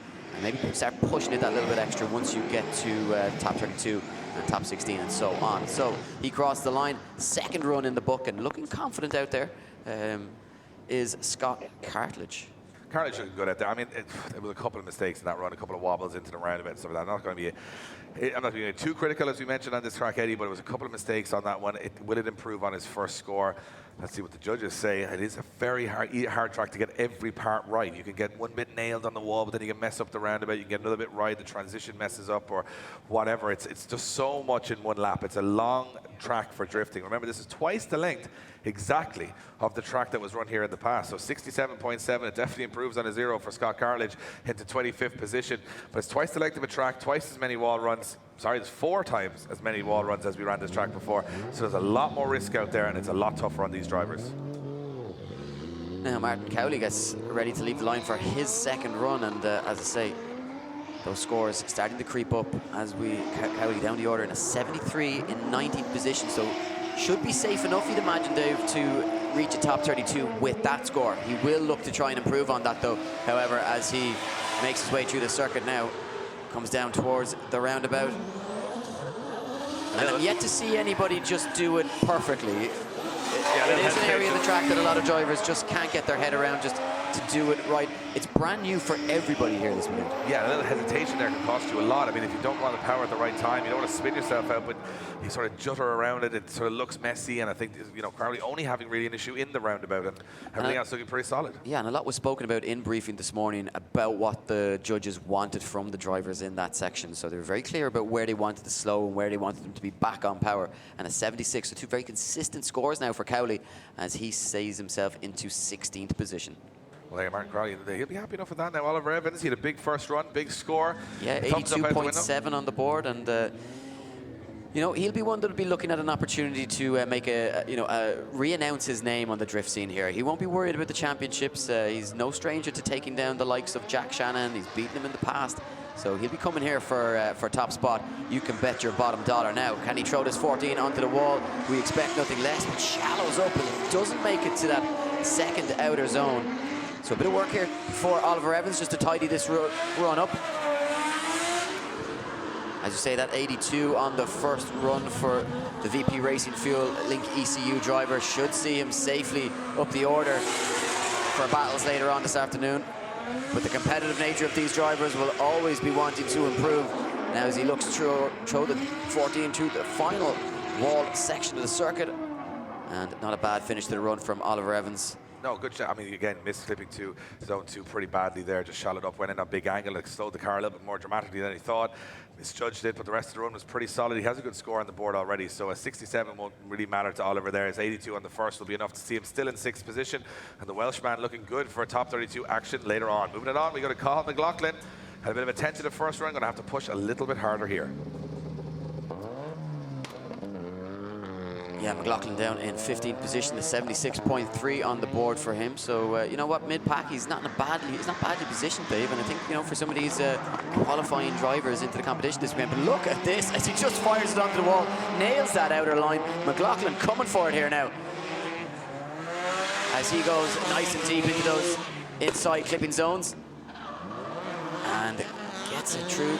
Yeah, you just got that little bit of a wait while they bog down and then get back on the power to see are they going to get through that roundabout section nicely. And McLaughlin doing a good job, just getting, but shuts it down. It seemed like a missed gear. He was trying to go from second or up to third, or maybe third up to fourth out of the roundabout. He just didn't get there. It went to neutral, it went to second again, it went to neutral again, and he didn't have a gear. So that's going to, you know, drop his score right down after a very solid first half of the run. I think Colin McLaughlin's going to suffer on the second half of this run. Has zero, they're just saying a complete shutdown on the track leaves him in mid-pack 15th position. Got a nervous wait to the end of qualifying now. And Niall Murray lines up on the line, as you mentioned, the most decorated circuit racer in Ireland, and probably the best of his generation, many would consider. Now taking his hand to drifting and looking very brave out there. No issues so far this weekend for Niall Murray as he throws in big weight transfer entry coming up here. Very late initiation from Niall Murray as he drags it out towards the wall. Does make it to that outer zone and to the wall. Getting confident in this car. They've added nitrous in the last couple of weeks as well to just get rid of some of the turbo lag this car naturally had, and it looks like it's actually working really well for them. And look at this, Niall Murray just washing a little bit too wide on the roundabout, trying to get himself out there. Judges, you know, dropping wheels there, taking a couple of marks off, but not massive marks out. It's on the wall runs where the big scores are coming in. It's for the bravery sections of the track, and Niall Murray did a good job as he transitions back out to the wall, backs off a little bit, and as he comes across the line, solid showing from the man, the pro rookie here this weekend on a wildcard entry, representing Murray Motorsport. Had a good solid second run, 2 runs in the bag for Niall Murray. Will it improve on his first score? Well, we're going to find out very shortly. Yeah, good to see that car out on a circuit where it can really stretch its legs, and we can really see the ability of Niall Murray, and a lot of the competition layouts that he would have competed in throughout the season would have been very small and tight technical layouts. A 77 on a second run. He stays in 9th position, 2 very consistent runs, and one to watch here this weekend. I think this guy's got a couple of tricks up his sleeve and certainly learning his craft and mastering it very well as we move on to Lee McFadden now, who sits on the line awaiting his second run. Doesn't want to crash into the first wall. Yes, exactly, Dave. You can see the damage on the rear end of this S14 after he hit the wall, the very first wall block and tyre section of the circuit. Can he get past that this time around? Yeah, well away from it as he fires down now. No stranger to the wall, though, fills that first clipping zone, but just a little bit shy of that second outer zone. And McFadden just about getting a run on the board at this point, Dave. Now trying to set the scoreboard alight here. It's all about finishing a run and getting in the show here. 0 after that first run. He'd be furious with himself after that. McFadden more than capable of taking down a few names here this afternoon if he can get himself into the show. So far, he is doing that. A little bit of a wobble from the steering as he just sets himself up for that final wall zone. Nicely done from Lee McFadden. Yeah, nice. Well, definitely better than the first run anyway, when he ran into the wall. But I think it just went wrong for him on the initiation on the first run. It was just a driver error, and he's sorted that out now, put a score on the board. And another pro rookie here this weekend trying to, you know, make a big name for himself. He's got a lot of talent, and I think that run reflecting a lot more of it than the first. And even though he took the damage, I think, you know, the car was able to come back out 100%. Puts in the run. Let's see what he scores. Well, there you have it, a 75.3, puts him in the show into 18th position. And we're hearing from our marshals that we're going to be skipping Francis O'Shea. You might remember the big impact he had with the wall. The marshals were saying it wasn't likely that he's going to be back, and unfortunately, he won't be. We turn our attentions to Wes Keating on the line. Look at the damage. 74. The damage on the back end of the car from a hit with the wall on his first run. Looks like they haven't had to repair it. The car looks like it's straight to go. So Wesley Keating comes down and throws into that first corner. Late initiation and getting right out to the wall, just dropping off the throttle a little bit, taking a tentative approach, but getting the line correct, which is the most important thing. As Wesley Keating now, that V8 powered WKD imports 180SX. You can hear the roar of that V8 as it echoes around Mondello Park. Into that outer zone he goes. A nice job here. That NA power, that low down crunch, really helping the guys with naturally aspirated engines get out of that roundabout a lot better than the guys with the turbo engines. And Wesley Keating taking a nice calculated approach to this run as he throws it back to the wall. Doesn't want to go in this time, takes a very safe approach. You can see him just staying off it this time around and not risking it. But you know what? 2 good runs from Wesley Keating. I think he'd be happy. And you know, drifting's it's a great sport when the car is running well, Dave, but when it's not, it can be an absolute nightmare, and he's had nothing but bad luck with that car. So nice to see Wes be able to get 2 complete runs with no issues with the car under his belt here today. Absolutely. Move along to the scoring for Wesley Keating. 75 for Wes. A little bit of an improvement. Stays in 19th position. He's mid-pack at the moment in the top 32. James Hudson now lining up, representing New Era Wellness on the line. And James, you know, he started drifting in 2005, took a huge break from the sport back this year in this incredible Pandem wide-bodied R32. And growing into every round as he goes, we're starting to see those flashes of brilliance return as he knocks off that ring rust. And a late initiation for James Hudson. Nice job getting up towards the wall, but just backs off a little bit early to put him very close to the grass. You can see a little bit of dust rising up, and now it's put him on the wrong line here completely, and maybe tricky to get the roundabout here. Does a good job of correcting that little stamp of the front brake just to slow the front end of the car down. He's back on throttle again. Yeah, very smooth through the roundabout section goes James Hudson, and now as he just lights up those rear tyres and coming back through the grandstands, finishing off the run in style. And as you say, Dave, just a little bit off the line on you know, the early aspects of the run, but you know what, I think he tidied it up well, and a 64 on the first run. The judges filtering through their scores, what we see on the second run, but I think, you know what, 2 fairly decent runs there from James Hudson, and he'll be happy enough he's going to be in the show later on this afternoon. Absolutely, and I think, you know, I mean, to get to a track like this, 63.7 for him, stays in 30th position. He's close to the drop zone right now, and there's a couple of zeros on that board, so I mean, he'll have a nervous wait from that point on as well. Robin Neeson now on the line. Robin, when his first run, scoring a 60. He's on the drop zone, Dave. Yeah, he's right there. He needs to improve. And again, that puts pressure on the driver as well. He knows he's got to get higher up the order here, and that means taking bigger risks. Let's see what he does. Well, he's coming forward, judging by the entry here. And filling those 2 zones. Nicely done by Robin Neeson now in his 2JZ 180SX. And wide line there, just about maybe getting a wheel into that inside zone as he comes down towards the roundabout. And as you say, a lot of drivers struggling, but no problems for Robin Neeson as he puts the foot down. Really loving this 180SX chassis, and feels very at home behind the wheel of it. Just getting the wheel up onto the curbs there, brings it towards the wall. Very risky through the final sections from Robin Neeson as he lays it all on the line to get a score on the board and bump himself up the order. Well, yeah, I think he came very wide to that last wall. I think if you see a driver drop a wheel over that wide line runs right to the wall, so they have to back out at that point. And he does a good job of keeping the car in one piece, and he will maybe improve on his score from the first. Let's see what the judges have to say. Very tentative entry, though. A lot of handbrake on the entry. And again, it might look good if you get close to the wall, but you know, the judges don't want to see a car slow down dramatically there, because the chase car in battles later on going to have trouble. 66.3 for Robin Neeson, puts him in a 28th position. Jumps up a little bit. A little bit of breathing room for Robin, but not much. No, we move back to John O'Hare on the line. This incredible Westlake Tire Elite Autos driving style, Quinns M Sport and TDP RB26, 650 horsepower, and this car ready to rock and roll, and he's got to risk it here. He certainly does. We spoke about breathing room. Well, there is none for John O'Hare. He sits on a 56, so that has him outside that top 32 now. Doing a nice job, just again, just a little bit slower than some of the other drivers we've seen take it to the wall, but filling those zones, which is a good thing to see in terms of the line aspect of the score. So Jono now into the roundabout section, and yeah, just does a good job, gets it done nicely. These guys really starting to get used to that section of the circuit, learning how the car is going to react as they slow it down and then get back on power, and a lot of angle that needs to be carried through that section. And John O'Hare just a little bit shy of the walls through the final sections, but gets it across the line. And I think, you know what, that looks to me as though it should be an improvement on the 56. Yeah, I mean, a much more solid run, got out to the walls. That's what everybody wanted him to do, and he knew the risk he had to take there, and he took it. So I think the judges will reward him for that. Does that give him more breathing room and jump up into the pack and secure a spot in the top 32? We'll find out from the judges very shortly. And the grandstand starting to fill up. It's early morning here at Mondello Park. Sun is shining. It's quite warm out. T-shirt weather. 69.7 for John O'Hare. 24th position, again jumping up into a safer zone than where he was. Alan O'Loughlin is our next driver on the line, another driver that probably could do with a bit of an improvement here just to be safe. Yeah, and you know what, to give yourself the best chance of an easier run through the competition as well. He has that 68.7 under his belt. What can he do this time around? Well, he's coming for a big, big angle from Alan O'Loughlin, but it costs him his line. He doesn't get to that second outer zone, but can he keep this going? Throwing everything at it here on this second run. The final qualifying run he will do this championship season. Gets it all wrong as he comes into the roundabout, but corrects it nicely, I suppose.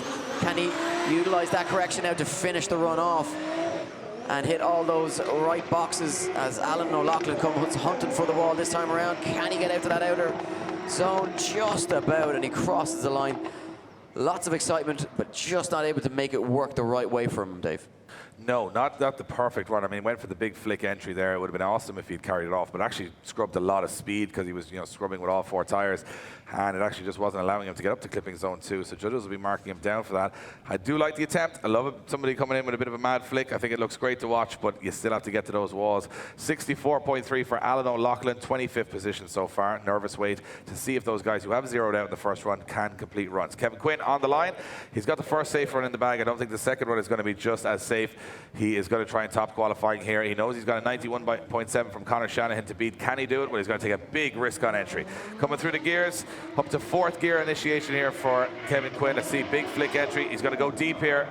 Very deep for Kevin Quinn as he goes right up to the wall there. Phenomenal attempt to the wall for Kevin Quinn.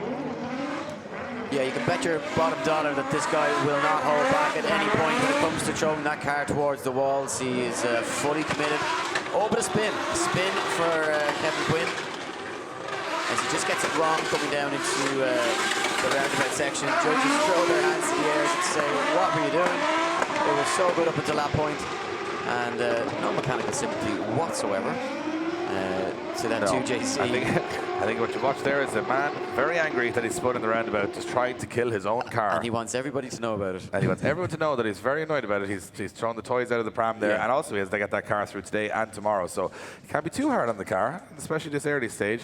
He still sits in 10th position with a 79.7, so I think he could be safe there for battle action later on, so not the end of the world.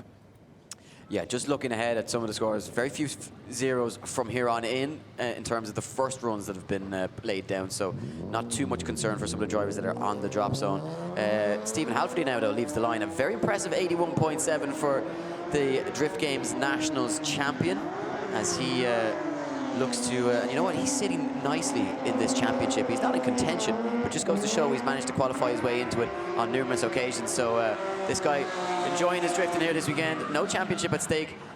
So the pressure is off as he looks to just improve on that 81.7, doing a nice job, taking it fully around that roundabout, filling that outer zone, and now tucks it nicely back into that inner zone as Halferty looks to throw it out to the wall for the final time in qualifying. And what about that, guys? Raised the roof for Stephen Halferty. Pinpoint accuracy, and this guy always just looks like he is in total control of that BMW.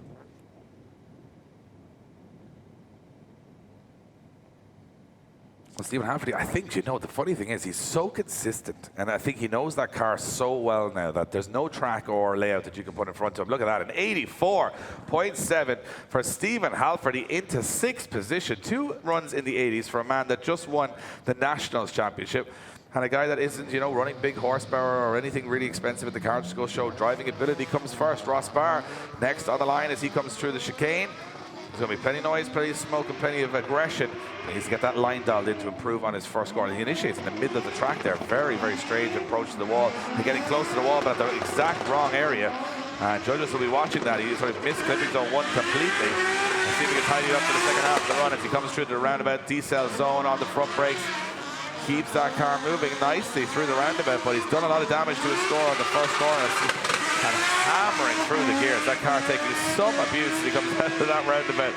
And one last wall run in qualifying for Ross Barr. Can he get there? He gets there, tags the bumper off the wall. Nice run from Ross Barr there. Made up for his error on the first corner with a phenomenal finish, Eddie, and that's what we want to see, a little flex on the line. That's exactly what it's all about. The perfect wall run should flex the bumper without doing any damage, and that's exactly what that was. Yeah, I think overall the run, I think that car just not the way he wants it. He doesn't look comfortable behind the wheel at the moment, and I think he's had so much bad luck that it's probably just filtered into his mindset as well. So not the run he would have been looking for. Is it going to be an improvement on the 58.3 and enough to get him into the show? That's the real question that we're going to be asking here. And 68.3, he scrapes him into 26th position. I think he'll be safe there, just looking at the scores that we have on the board already and the drivers that are left to go. Next up is Christy Carpenter, Dave. He's on the line, the V8 GT86 rather, and it's Westlake Tyres. This car, he had a bit of a tentative entry on the first one. He's going to have to improve from there. The rest of the course was pretty good, but he's going to have to risk this absolutely beautiful GT86 with a V8 Corvette engine to go right to that wall. Late initiation from Christy, much better here on his second run. Just goes on the angle there to just extend to that outer zone. Nice job. I think now puts the foot that missing Just knew by the angle he was coming out there, he was going to miss that zone, but he made it work. Can he slow down in time? He can't. He's 3, maybe 4 wheels off there. I think it is 4 wheels off there. Just couldn't slow that car down. Maybe having those brake issues that were plaguing him yesterday in practice. It's easy to see that if you don't have enough, stopping power on this track, you need all of it by the time you get up to that roundabout. And Christy Owen, a bit of trouble here as he puts a wheel on the wall there, and that was risky as he takes it across the line. Just escapes there. You just can't take your eyes off it, Eddie. Anywhere you mistake. think you're safe, something can happen. You can be off in the roundabout, in the wall, anywhere, grass, curbs, everything out here. Any type of obstacle a driver could ever approach in any competition. Well, you got it all here this weekend. So Christy Carpenter, I think he's going to lose a lot of points there, and if not a 0 for going off the track. Yeah, that's the real question here, because that 55.3 had him outside over to 76.3, so 16th position. One thing to note here, Dave, is that the judges did say earlier on that they weren't going to be overly critical of people dropping wheels at the roundabout section of the circuit. So we have seen some leeway and some high scores for people who have done that. So important to understand that when you're looking at some of the scores filtering in. Luke Barker now leaves the line for his second run, 71 on the first attempt, safe inside that top 32. Nice as he throws it towards the wall, and Luke Barker getting comfortable out on circuit here, getting to grips with this layout, and complete commitment and bravery as he threw it towards the wall. Can he get through this, what seemingly is the more tricky section of the circuit, which is this roundabout? And he absolutely can. No problems there for the Tarmac Sports driver this time around as he gets back on the power now, hard on it as he comes towards the wall to the final sections. One last time in qualifying for Luke Barker, does it in style and crosses the line. What's incredible is the amount of speed the cars pick up towards the last wall run. They actually accelerate fast, almost as fast as the entry on the way out, which is very unusual for a track.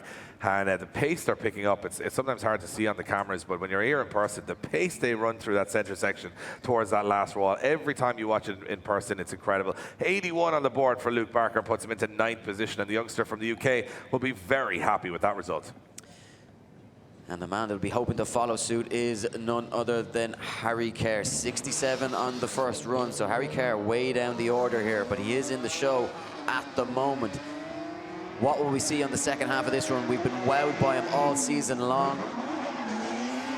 And he goes deep towards the wall. These Nationals drivers, Dave, putting it up to the big boys here this weekend. Absolutely, he had no fear there whatsoever. He's been in the wall yesterday pretty hard, kicking the clutch about 14 times around that corner. It's not the highest horsepower car on the track, if not the lowest horsepower car on the track today. And look at this, making it work, the youngster.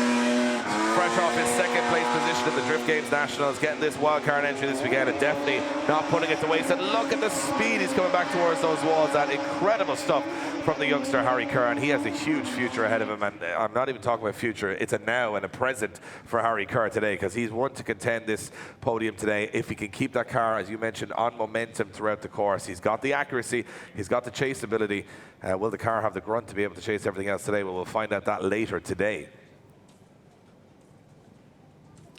So judges' scores just filtering through for Harry Kerr. Can he improve on that 67? From where I was watching, it certainly looked like it would be an improvement, and it is. A 78 sees him into 15th position.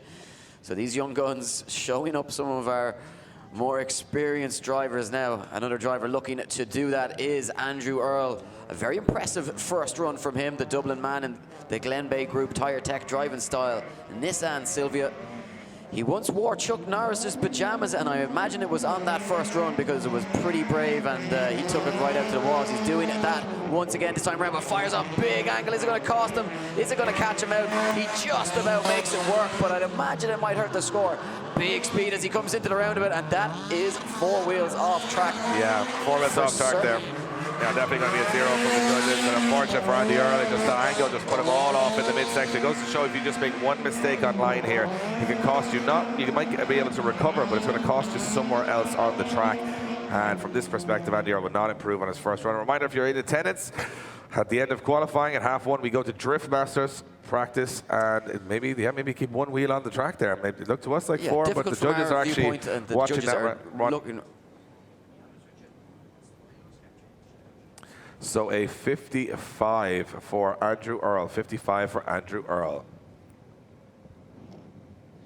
So next on the line is a man who has one run to get it done. It is Kieran Casey in this 920 brake horsepower 2JZ HKS 3.4 stroker kit Nissan S14. Threw everything at it on the first run. and the car just cut out on him as he came towards the roundabout. He went towards the walls. He's gone for the walls again as Kieran Casey fires on the angle as he comes through the midsection of the circuit, and now just gets hard on the brakes as he tries to slow it down. This is where it all went wrong for him on the first run, but no problems this time around. Casey gets back on throttle. He's coming through the course one more time as he hammers the accelerator, brings it back out onto the wall, deep into that outer zone, tags the wall as he goes by the grandstand and finishes it off in style. Huge run there from Kieran Casey. He made a statement on his first run and was unfortunate enough that he couldn't finish it, but he's back out with a bang this time around. And it looks, from where I'm standing, that Kieran Casey in the Fleet ID Gort Road Tyres VIP Motorsport, Curran Motorsport, TDP mapped S14 is going to be in the show.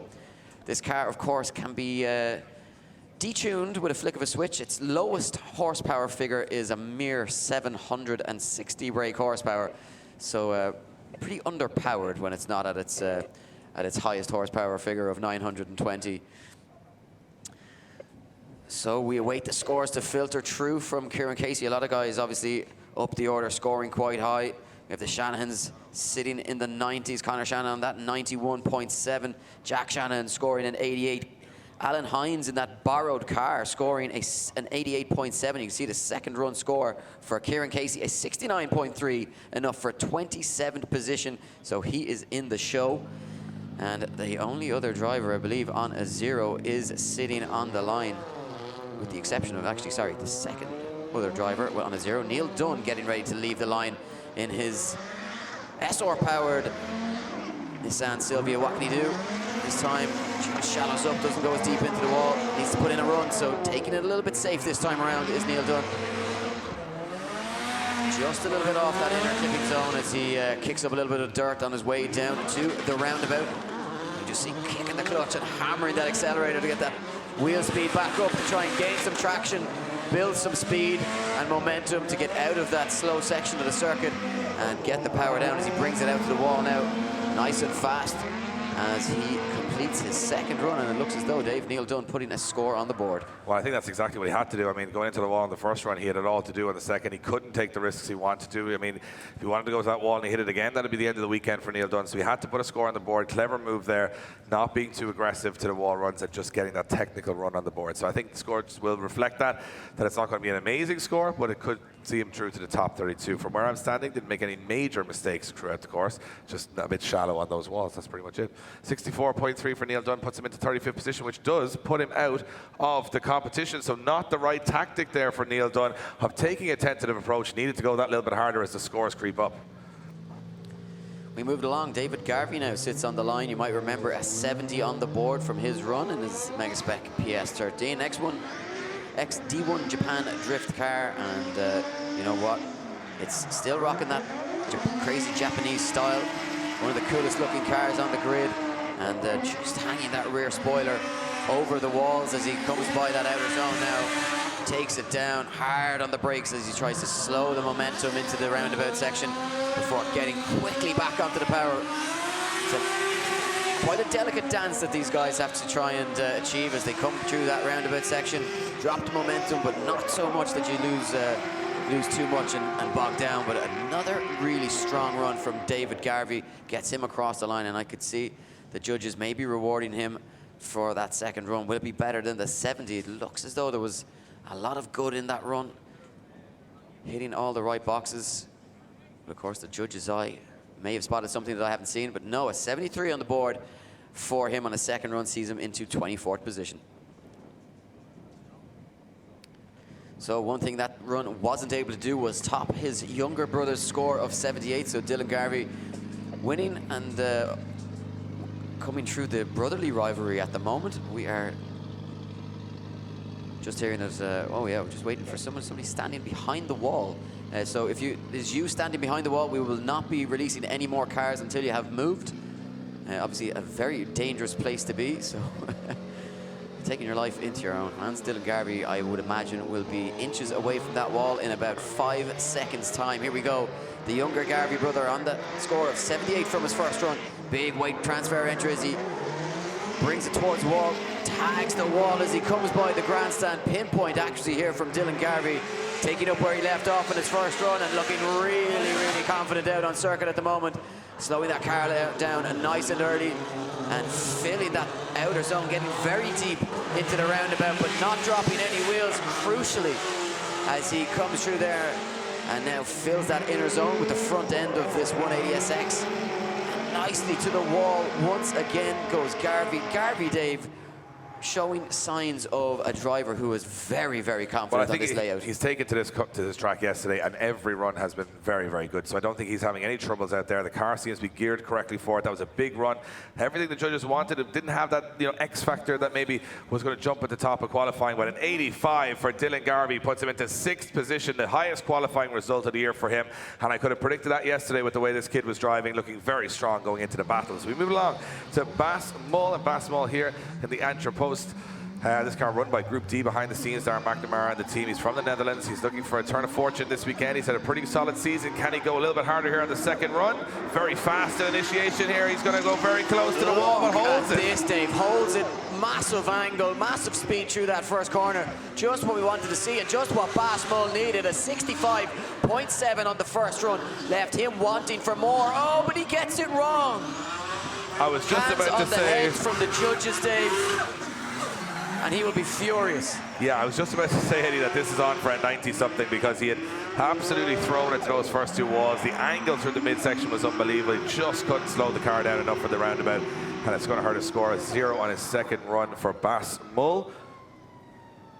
He has a 65.7 on his first run, so I'm not sure where that lands him in the overall scheme of the leaderboard, but it's not going to be very high.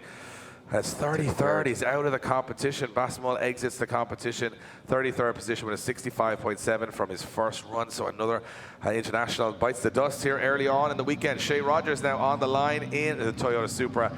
He had a bit of a mixed affair on the first run. He'd want to improve that score. Definitely has the ability. Just has to settle the head, settle the nerves. And as you can see on the start line, looking down at that big, ominous hill into those walls. It isn't a nice place for a driver to be. No, and certainly not with those clouds, looking a little bit dark in the background. No threat of rain whatsoever, but an ominous viewpoint for these drivers. Just needs to tidy the run up in comparison to the first run. Essentially putting a 74 on the board, so a really good first run in terms of the scoring we've seen. Shea Rogers doing a good job getting that car around, but there was a little bit wanting on that first run. He seems to have got that together though this time around, filling that roundabout section, doing a really good job just getting that Supra around the circuit. It's an incredible 2JZ build underneath the bonnet, 720 brake horsepower, and Shea Rogers right now, if he can keep this car going, looking very good out there on circuit, Dave. And another one of the drivers, a product of the feeder series over the years, and now showing his talent and his expertise on the main stage. Absolutely. Let's see if he improves his score. Eddie, can he jump up the order? He'll definitely want to be in the mix later on when it comes to head-to-head action. And 81.3 for Shea Rogers puts him into 10th position. Not a bad run. Top 10 for Shea Rogers. Will he stay there? Dean Martin, well, he'll hope to jump into that top 10. A tentative run, as you mentioned, Eddie, as a result of his first run. Didn't do anything wrong, but he needs to push a little bit harder to get a higher score. I think if he can maintain a little bit more pace through the first section of the circuit here, I think we could see that score jump up. He did have that 77 though, so it sees him in the competition, which would be important for him. A little bit of a wobble and a correction on the steering there just as he came towards the wall, but didn't affect his line overly. And that line, as he comes through those inner sections of the circuit, quite dialed in very well, and drops a couple of wheels. Does he keep it going? Yeah, I think that will hurt him a little bit more than maybe some of the wheel drops that we've seen, because his line was a little bit affected by it, bogged down quite substantially. But Martin looking to now finish the run off. Oh, big safe. Safe. Not sure what he was trying there, but yeah, you can see on the transition he went way too much aggression on an angle, twitched the car and just went on too much angle towards the wall, tried the big flick, actually lost control of the car, and he was very lucky not to end up in that barrier. He was, but he's going to have to rely on that 77.7 from the first run. It does have him in the competition, but he's not going to have any improvement. 17th position is where he will feature or finish, as we turn our attentions to the start line where Tomas Falvi now sits and waits. And Dave, he is outside the top 32. 64.7 is the score that Falvi laid in on his first run. What can he do this time around in the Elite Auto Parts, Drift 2, Motorsport, Mobil 1, Burke Lubricants, Corpo, Westlake Tyre, Moose Design, RB25 powered Nissan S15. Well, what can he do? He can put the bumper on the wall, but it sacrifices that second outer zone for Tomas Falvey, meaning his score is going to be hurt now. Goes very wide and misses that inner zone as well. So this run's starting to fall apart a little bit for Falvey, but can he find some magic through the roundabout and the return pass as they goes back through the circuit to try and find some points here, to try and find some magic, find enough to get him into the top 32. Dials on the angle, throws it towards the wall. Here comes Falvey through the final sections and finishes it up in style, but is it enough is the question that everybody is asking. I'm just not sure. A lot of mistakes through the first half of that run. I think that the line completely sacrificed Eddie. I mean, the first corner, he was in the middle of the track, then he went on the wide section when he should be on the inside of the track, so that's going to hurt his score massively. Judges, a very line-based track here. They're looking for lead drivers in these battles, and a 65 for Falvey. Another driver not making it into top 32, actually. Finishes in 34th position. Oh, and it's harsh out there, and you got to go, you know, with the risky entry. But when Falvey backed off there, he just sacrificed a lot of line. Graham Holden now next up on the line. He's had a very tough morning. Can he turn it into a fairy tale story here on the second qualifying run? Lots of damage done, but the car's still moving. Can he get himself into the top 32? Well, here we go. Yeah, well, a 56 on the first run, we won't be too critical of that because I think he would have been worried about how the car handles, but he'll know. Look at this. I mean, talk about bravery. Rubbing whatever's left of the rear end of that S14 off the walls as he throws it into the first corner and now tucks it in nicely through the intersections. Can he make the grade here this weekend and get himself into the top 32? Well, he fills that outer zone as he comes through the roundabout and gets back hard on the power now. Here comes Graham Holden as he returns through the circuit, through his own smoke, lays down some smoke from the tyres, brings it towards the wall. And you know what? Raise the roof for Graham Holden. 2 runs in a car that looked like it was ready to be scrapped only an hour ago. Incredible stuff, and an incredible shout out to the team. They got that car back on the track. I cannot believe it's back on the track, to be fair. It's an incredible achievement by his team. And we will now wait to see if Graham Holden has done enough to get himself into the top 32. Remember, we go to practice at half 1 for Drift Masters and then back on track for top 32 at half 2. 65.3 for Graham Holden, another driver outside. A brave and valiant effort, but not enough to get him into the top 32. As I mentioned, an hour of practice, half 1 to half 2 for Drift Masters. And then we are top 32 parade at half 2, straight to the final where we will decide an Irish champion. Here today, Pete Nielsen's coming off the line. Let's see if he can put a fox in the hen house this weekend and start to shake up the top 32. Needs a bit of an improvement on his first run. Late initiation of Pete Nielsen goes right to the wall.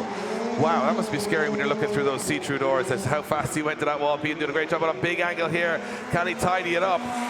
Yeah, well, carrying a lot of speed there, David. It looked as though he was going to wash wide, but he just manages to find enough brakes to slow the car down and took that front end in. And again, he's tittering on the edge of reason at every point on this circuit. But right now, the man at the 249 SX is doing a really good job of laying it down, and he's committed, Dave, to demonstrating how low horsepower in a properly set up car and focusing on your driving can win you success, and that's exactly what he has just demonstrated right there. And phenomenal run from Pete Nielsen and not leaving a whole lot out there. No, not at all. Let's see if he improves his scoring and get into the top 32. They all want to be in the battle action here at the last event. Pete doing a good job, good line out there. 72 puts him in a 25th position for Pete Nielsen, and it's close to the drop zone, but he has a bit of breathing room.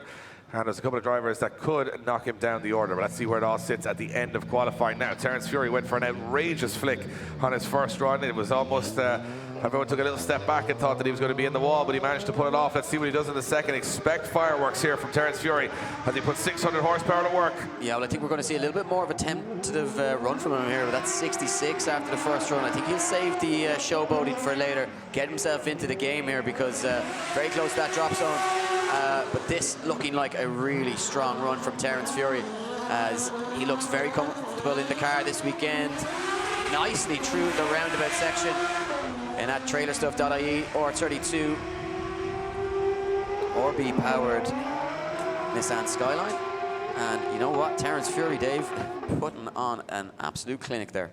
Great job from Terence Fury as he just comes away from the walls a little bit more than he did in his first run. I can understand that, trying to put a safe run on the board, but I'm not sure if it's going to improve massively from his first run. Let's see what the judges say. I mean, it was very nice in the roundabout. He probably nailed that more than anybody did, which is impressive stuff. Let's see what happens. I'd be surprised not to see an improvement here. I thought it was quite a clean run overall, and I think, you know, maybe not the most show-stopping run you'll ever see, but certainly quite technically correct through a lot of sections.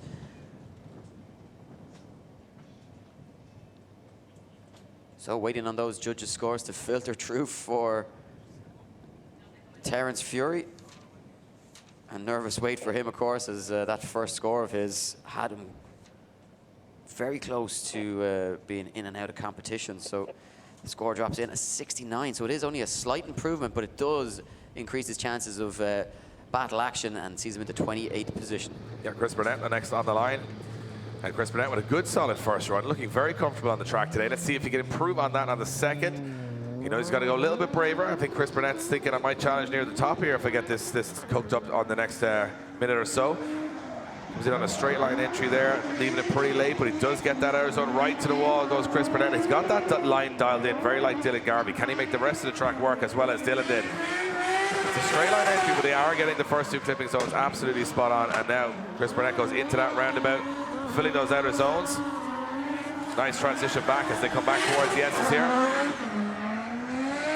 And look at this, putting foot to floor is Chris Burnett as he transitions back to the wall. And look at this, just on the throttle again.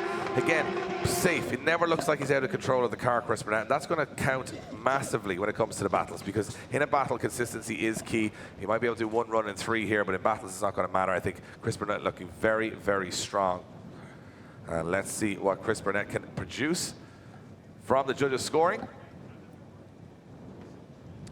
Yeah, well, he had that 75 on the first run, and as you say, it looked to be quite a clinical run. Fully in control of the vehicle. And a 79, so a slight improvement at 79 for Chris Burnett sees him into 14th position. So mid-pack for Chris Burnett. Mark McBurney's on the line next as in that 180SX Drift Shed NI. He's switched back from the V8 power of the low brain drifters PS13 back into his trusty steed, and he's got a cracker of a first run in the bag with an 86.7. Nothing to lose here for McBurney. Let's see what he can pull off as he throws into that first corner. Very late initiation as he goes right to the walls. McBurney maybe in the walls. Big hit with the wall from McBurney. Is right for McBurney, but keeps it going, Dave. Oh, no, he's got a wheel issue there, I imagine. Yeah, back wheel bent on the car. And car's still rolling, but you can see it's just collapsed down on one side. So definitely arm is bent on the back end of that car. Yeah, he's bent the bottom of the wheel in. Brave move from Mark McBurney. He went in very hot there. That goes to show just how quick it can go wrong if you go a little bit too aggressive in there. And I think he's got away with that one. He might just have to replace an arm or two on the back of the car, but he could have been a lot worse. Yeah, I mean, look, to hit the wall with the rear end of the vehicle and then to be able to drive away from the circuit, I think, you know, it's pretty confident that that car is going to be fine, going to get it back out, and in competition, that 86 on the first run, enough for him to see him well up the order there. So I don't think he'll be too panicked. No, I don't. You know what? These guys don't want to give their team too easy in a day now, sitting around the pits, you know, having ice cream. Yeah, they paid these lads to come down here and do a bit of work. Do a little bit of work. So there's definitely work for Mark McBurney's team, as our marshals just inspect the wall to make sure everything is okay. Yeah, there's a bit of work for Paul Conlon here as well now, as he sits down the order. 64 on the first run. Wasn't the cleanest pass of the circuit by any stretch of the imagination for Paul Conlon, but he's been feeling good out there, so expect to see him improve on that as best he can. He gets the thumbs up from Cian Droney, our start line marshal, through the start line chicane, down through the gears, and prepares himself to throw it onto the wall. Just a little bit off that first clipping zone, and gets a little bit deeper though into the second outer zone. Now, how can he manage the first inner zone of the circuit?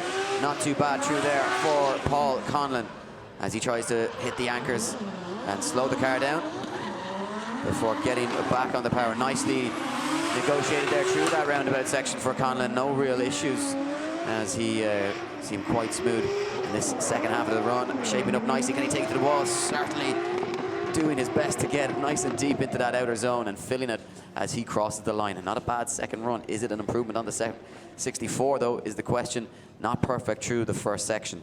No, it's going to be tough for Paul Conlon here. I mean, his line driving on both runs hasn't been perfect. He has definitely got the style down anyway. I mean, he's definitely got the style and the angle, but this track is a technical track. It's not one where I think you can be off a couple of clips and score enough. And everyone's on form this weekend too, so it's a really tough pack out there. So we'll see what he scored. Let's see what an 80 for Paul Conlon. No such worries as he goes into 13th position. And Paul Conlon would look like he's going to top 32 action with a great second run, putting him into the top 10, or top 13 rather. Next up, Conor Shannon. He was sitting top. He's still sitting top. Will he still stay there by the end of qualifying? Well, can he improve on a 91.7? So what does he do next? Well, we're about to find out. Conor Shannon hits the track to see if he can improve on a 91. A very aggressive entry. Wow! Oh, look at that, Dave. I mean, takes the rear lights, if they were in fact real rear lights, off the rear bumper, and he's coming for it again. Pinpoint accuracy. Fills that inner clipping zone as he comes down. Can he slow the car down? Carrying a lot of pace into the roundabout. Drops a couple of wheels, but makes it work. Nice and smooth through there and gets back in the power. You can just hear him feathering the throttle as he uses every last bit of power in that 500 brake horsepower. Wow, to the wall again goes Conor Shanahan. Incredible stuff, and a 360 across the line from the youngster at just 16 years of age, and that's how you put a score on the board. He may have dropped the wheel off the track towards the roundabout. I don't know if it's going to hurt his score. I don't think massively. the judges have been too heavy there. And the first wall runs were insane. I was going to ask, Dave, how do you improve on a 91.7 on this particular track? Unfortunately, that's not how, but it was pretty close to doing so. An 88.3, I don't see that being beaten today. I don't see anybody topping Conor Shannon's first run. I don't know. There's another guy down there. He might be his brother. Who might have an argument with you. The one man that doesn't worry about topping qualifying, he's just worrying about qualifying, is Paul McCarthy. Car not running correctly. Championship, he's still in the hunt, but if he doesn't qualify, that's it over for Paul McCarthy this weekend. And Paul McCarthy has to make something work here. The car is working against him. He's got to try and just make something happen here. Yeah, car working against him, but when was the last time that Paul McCarthy wasn't in a top 32? You'd have to go back quite some time. And right now, whatever it is, he's making this car work. Can it hold on? Can McCarthy hold on to the track? Just about keeping the car within the confines. Manages the hairpin nicely. Now just a few more turns of the steering wheel and Paul McCarthy will have himself a run in the books. Just shallow as he comes towards the wall, but he gets it across the line, Dave. Yeah, it wasn't pretty, but it was something, and I'm not sure what the score will be. The first half of the run better than the second half of the run. He missed the clip on the way out, and you could hear the car just breaking down as he was coming around the track. Has he bravely fought himself into the top 32 to give himself some more time to try and get those issues and gremlins fixed, or is that the end of the weekend for Paul McCarthy? The judges will make that decision. He goes into 26th position, just about into the mix, is Paul McCarthy with a 73.3. And will he stay there? Well, I think the way things are sitting, he might stay in that top 32, so he might have just got himself in the show. Lee Scott up next. Big run on the first run. He's sitting in an 8th position at the moment with an 82.7. Can he improve? Can he jump up into that top 5? He's going to need a brave run here. Yeah, well, there's definitely more in Lee Scott here. It's whether or not he's willing to risk it as he makes his second pass of the circuit. Of course, he is safe for competition. Does he want to risk it? Well, he certainly does, as he just takes the rear end right out to the wall on entry and doing a nice job now through the midsection, carrying a lot of speed. And it just costs him that first inner zone as he now hits the brakes and tries to slow the car down as much as he can. And it really is just such a dramatic slowing that these guys have to try and achieve before getting back on the power. Here he comes now through the final sections, fills that inner zone on the way back out. Can he do the same as he comes towards the wall? He certainly can. Nice second run from Lee Scott. It was nice, but the roundabout, I think he slowed too much. I think he was on the wrong angle, as you mentioned, Eddie. He had to come in at a weird angle into it. He had to extend it on the handbrake a lot more than the judges would have liked to see. I think that might hurt his score there. Yeah, and that all stems from the line that he took through the midsection, carrying way too much pace through the S's and then missing that inner zone on the way in. Yeah, he's been using the left front, a lot of guys using left foot braking here to kind of tuck the nose into those apexes on the way back and the way in. But just that time he had too much speed. He couldn't even, he knew he would spin himself if he did it, so he just washed wide, and I think that's going to hurt his score a little bit, not majorly, but it was pretty good everywhere else on the walls. And as 82.7, exactly matching his first run, Lee Scott stays in 8th position. Can you imagine those little errors were wiped away? He'd be right up there challenging with Conor Shannon. Next up, Ryan Caldwell. He had a massive run on his first run. Incredible stuff, and let's see what Ryan Caldwell can do here. He's going for top spot. You got to believe it here. He's going to put a statement to the rest of the grid. It's going to be a risky one. Yeah, it doesn't need a whole lot more than what he produced on the first run to gain that top spot, but can he do it? Well, he's certainly coming for it. Throws it. Caution to the wind as he brings it towards the wall now. Just doesn't have the perfect line through that midsection there. And then carries a lot of pace into the roundabout, but has no problem keeping that car on track as he's back on the power now hard as he comes looking for those inner zones. and lights up the tyres. He brings it in front of the grandstand, nice and deep into that outer zone. And this man, as we've said all season long, Dave, confident. And you know what? Well, he's a star of the future. He's the finished package, I think, now. I think, you know, we've watched him grow through the championship from the amateur ranks to pro-am, and now here he's the full package. I think this guy can go out and win this event today. He's feeling confident, and I think that score is going to reflect it. A great run from Ryan Caldwell, and the speed he's carrying through the course, I think, will be tough for anybody who comes up against him.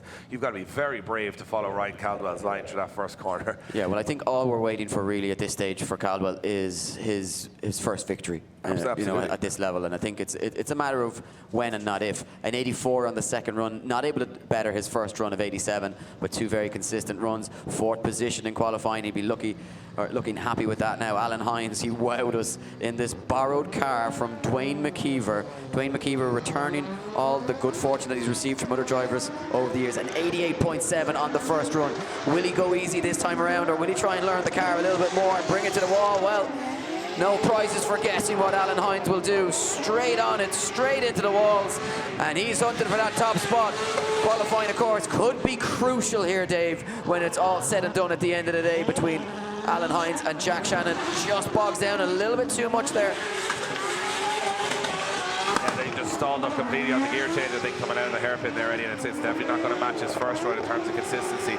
But again, if you can get it done in your first run in the borrowed car, why not? And the car does survive both runs. I'm sure Dwayne McKeever is going to have a very nervy day watching on as Alan Hines does make it through to top 32. I don't think that's going to trouble Conor Shanahan at the top or improve on his first run. I think James Dean will be looking on at this and saying, my 2 closest rivals in the Drift Masters competition are using their cars today and tomorrow. So second position for Alan Hines is where he's going to stay. Jack Shanahan now on his 88 in his GT86, looking to take to the circuit. Well, I'll tell you what, Eddie, you can sit back now, you know, you can take your phones out, because Jack Shanahan is going to try and beat his brother's 91.7. You can assure that this is a risky move for Shanahan with a European Championship on the line tomorrow, but he is going to absolutely fire this in on the wall. And Jack Shanahan goes right 90 degrees to again, right up to the wall.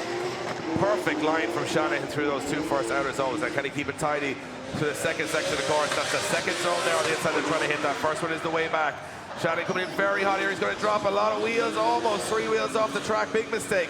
And we're going a little too hard to the roundabout on the second half of qualifying here. Yeah, just struggling to slow that car down, it seems, in that section of Shanahan. And, you know, the rest of this run has been, you know, near perfect. Particularly the first half of it, but struggling in the roundabout section. It's going to hurt the score. Imagine not enough to top qualifying, but certainly his head is in the game. And could he be the first and last DGX championship when all is said and done? A former Irish champion, former 2-time UK champion. Well, I love this phrase from Alan Hines, you know, at the last round, saying, I'm not driving a car, well, it says 73.3, not improving for Jack Shannon. It's the end of qualifying. Saying that he didn't have the machinery to match some of the other guys on the grid. Well, he's no excuse today, because he has Dwayne McKeever's 186, which has all the machinery. So if he's going to win a championship, he's got the right car. He may not be used to it, but he has got the machinery. That brings us to the end of qualifying here at the last round of the Drift Games Extreme, brought to you by Link ECU. We are going to see who's made it through to that top 32. This is a provisional scoreboard at the moment. Conor Shanahan sits first with a 91.7. Second for Alan Hines in a borrowed car from Dwayne McKeever. Jack Shanahan, our current championship leader, he's in third. Ryan Caldwell on the charge in fourth. McBurney back in his 186 is fifth. Dylan Garvey, the youngster, impressing us all this weekend in sixth position. And Stephen Halferty from the Nationals in his first ever full pro event, seventh position. Lee Scott still in the championship hunt. He's in eighth, joined with Oliver Evans, the Welshman, also in eighth. 10th position for Shea Rogers. 11th position, Luke Barker, the youngster from the UK, also impressing this weekend. Niall Murray, 12th position in his first pro event. 13th for Paul Conlon, 14th Kevin Quinn, 15th for Chris Burnett, 16th for the newcomer Pontus Hartman from Sweden, 17th for Andrew Earl, 18th for Harry Kerr, 19th Dean Martin, and 20th another rookie, Cathal McLaughlin. And rounding out, we have Christy Carpenter in 21st, Martin Cowley, Pro-Am champion in the BDC and the British Drift Championship. He's in 22nd. Lee McFadden, another rookie, in 23rd. Wesley Keating returning into 24th position. 25th for David Garvey. 26th, Paul McCarthy, keeping the dream alive. 27th, Mr. Serious Pete Nielsen. 28th for John O'Hare. 29th, Kieran Casey, and the Fury, Terence Fury, in 30th position. Rounding it out in the last two spots, Alan O'Loughlin and Ross Barr. That means we lose Cartledge, Neeson, Hull, Holden, Falvey, Dunn, Hudson, and O'Shea. Well, we're back here at half 2 for the top 32 parade. We kick off the main show at half 2, and we're back here on track for Driftmaster. You guys in attendance can watch the Driftmasters guy warm up for the next hour. They're getting a practice session for an hour. Until then, shoot it back down to Nathan. Nathan's in the pit, feeling the atmosphere after qualifying. Thank you, Dave. Yes, we're down here.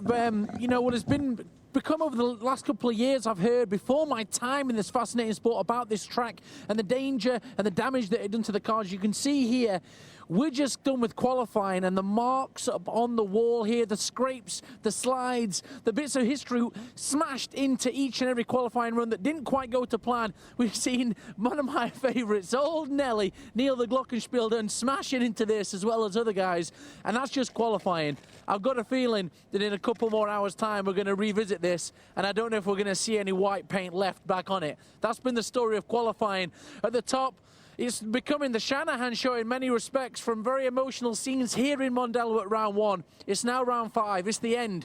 And what a place to be at with the top 3 names, both Shanahans, and sandwiched in the middle, Alan Hines in the Northern Smoke Machine, Dwayne McKeeves, my best friend, and now perhaps Alan Hines is as well, lending in the vehicle there to make sure he can make it through. We saw it online. He was posting. He's given up his car, which is a huge risk, knowing that he's got to drive tomorrow. There's a lot going on. I'm excited. I'm going to go and grab a glass of water and get ready, because battles are coming at this most historic day, not only here in Mondello, but for Irish drifting. Thanks, Dave. Thanks, Powerhead. I can't wait to get cooking for the battles in a little bit. Until then, stay tuned for DGX Round 5.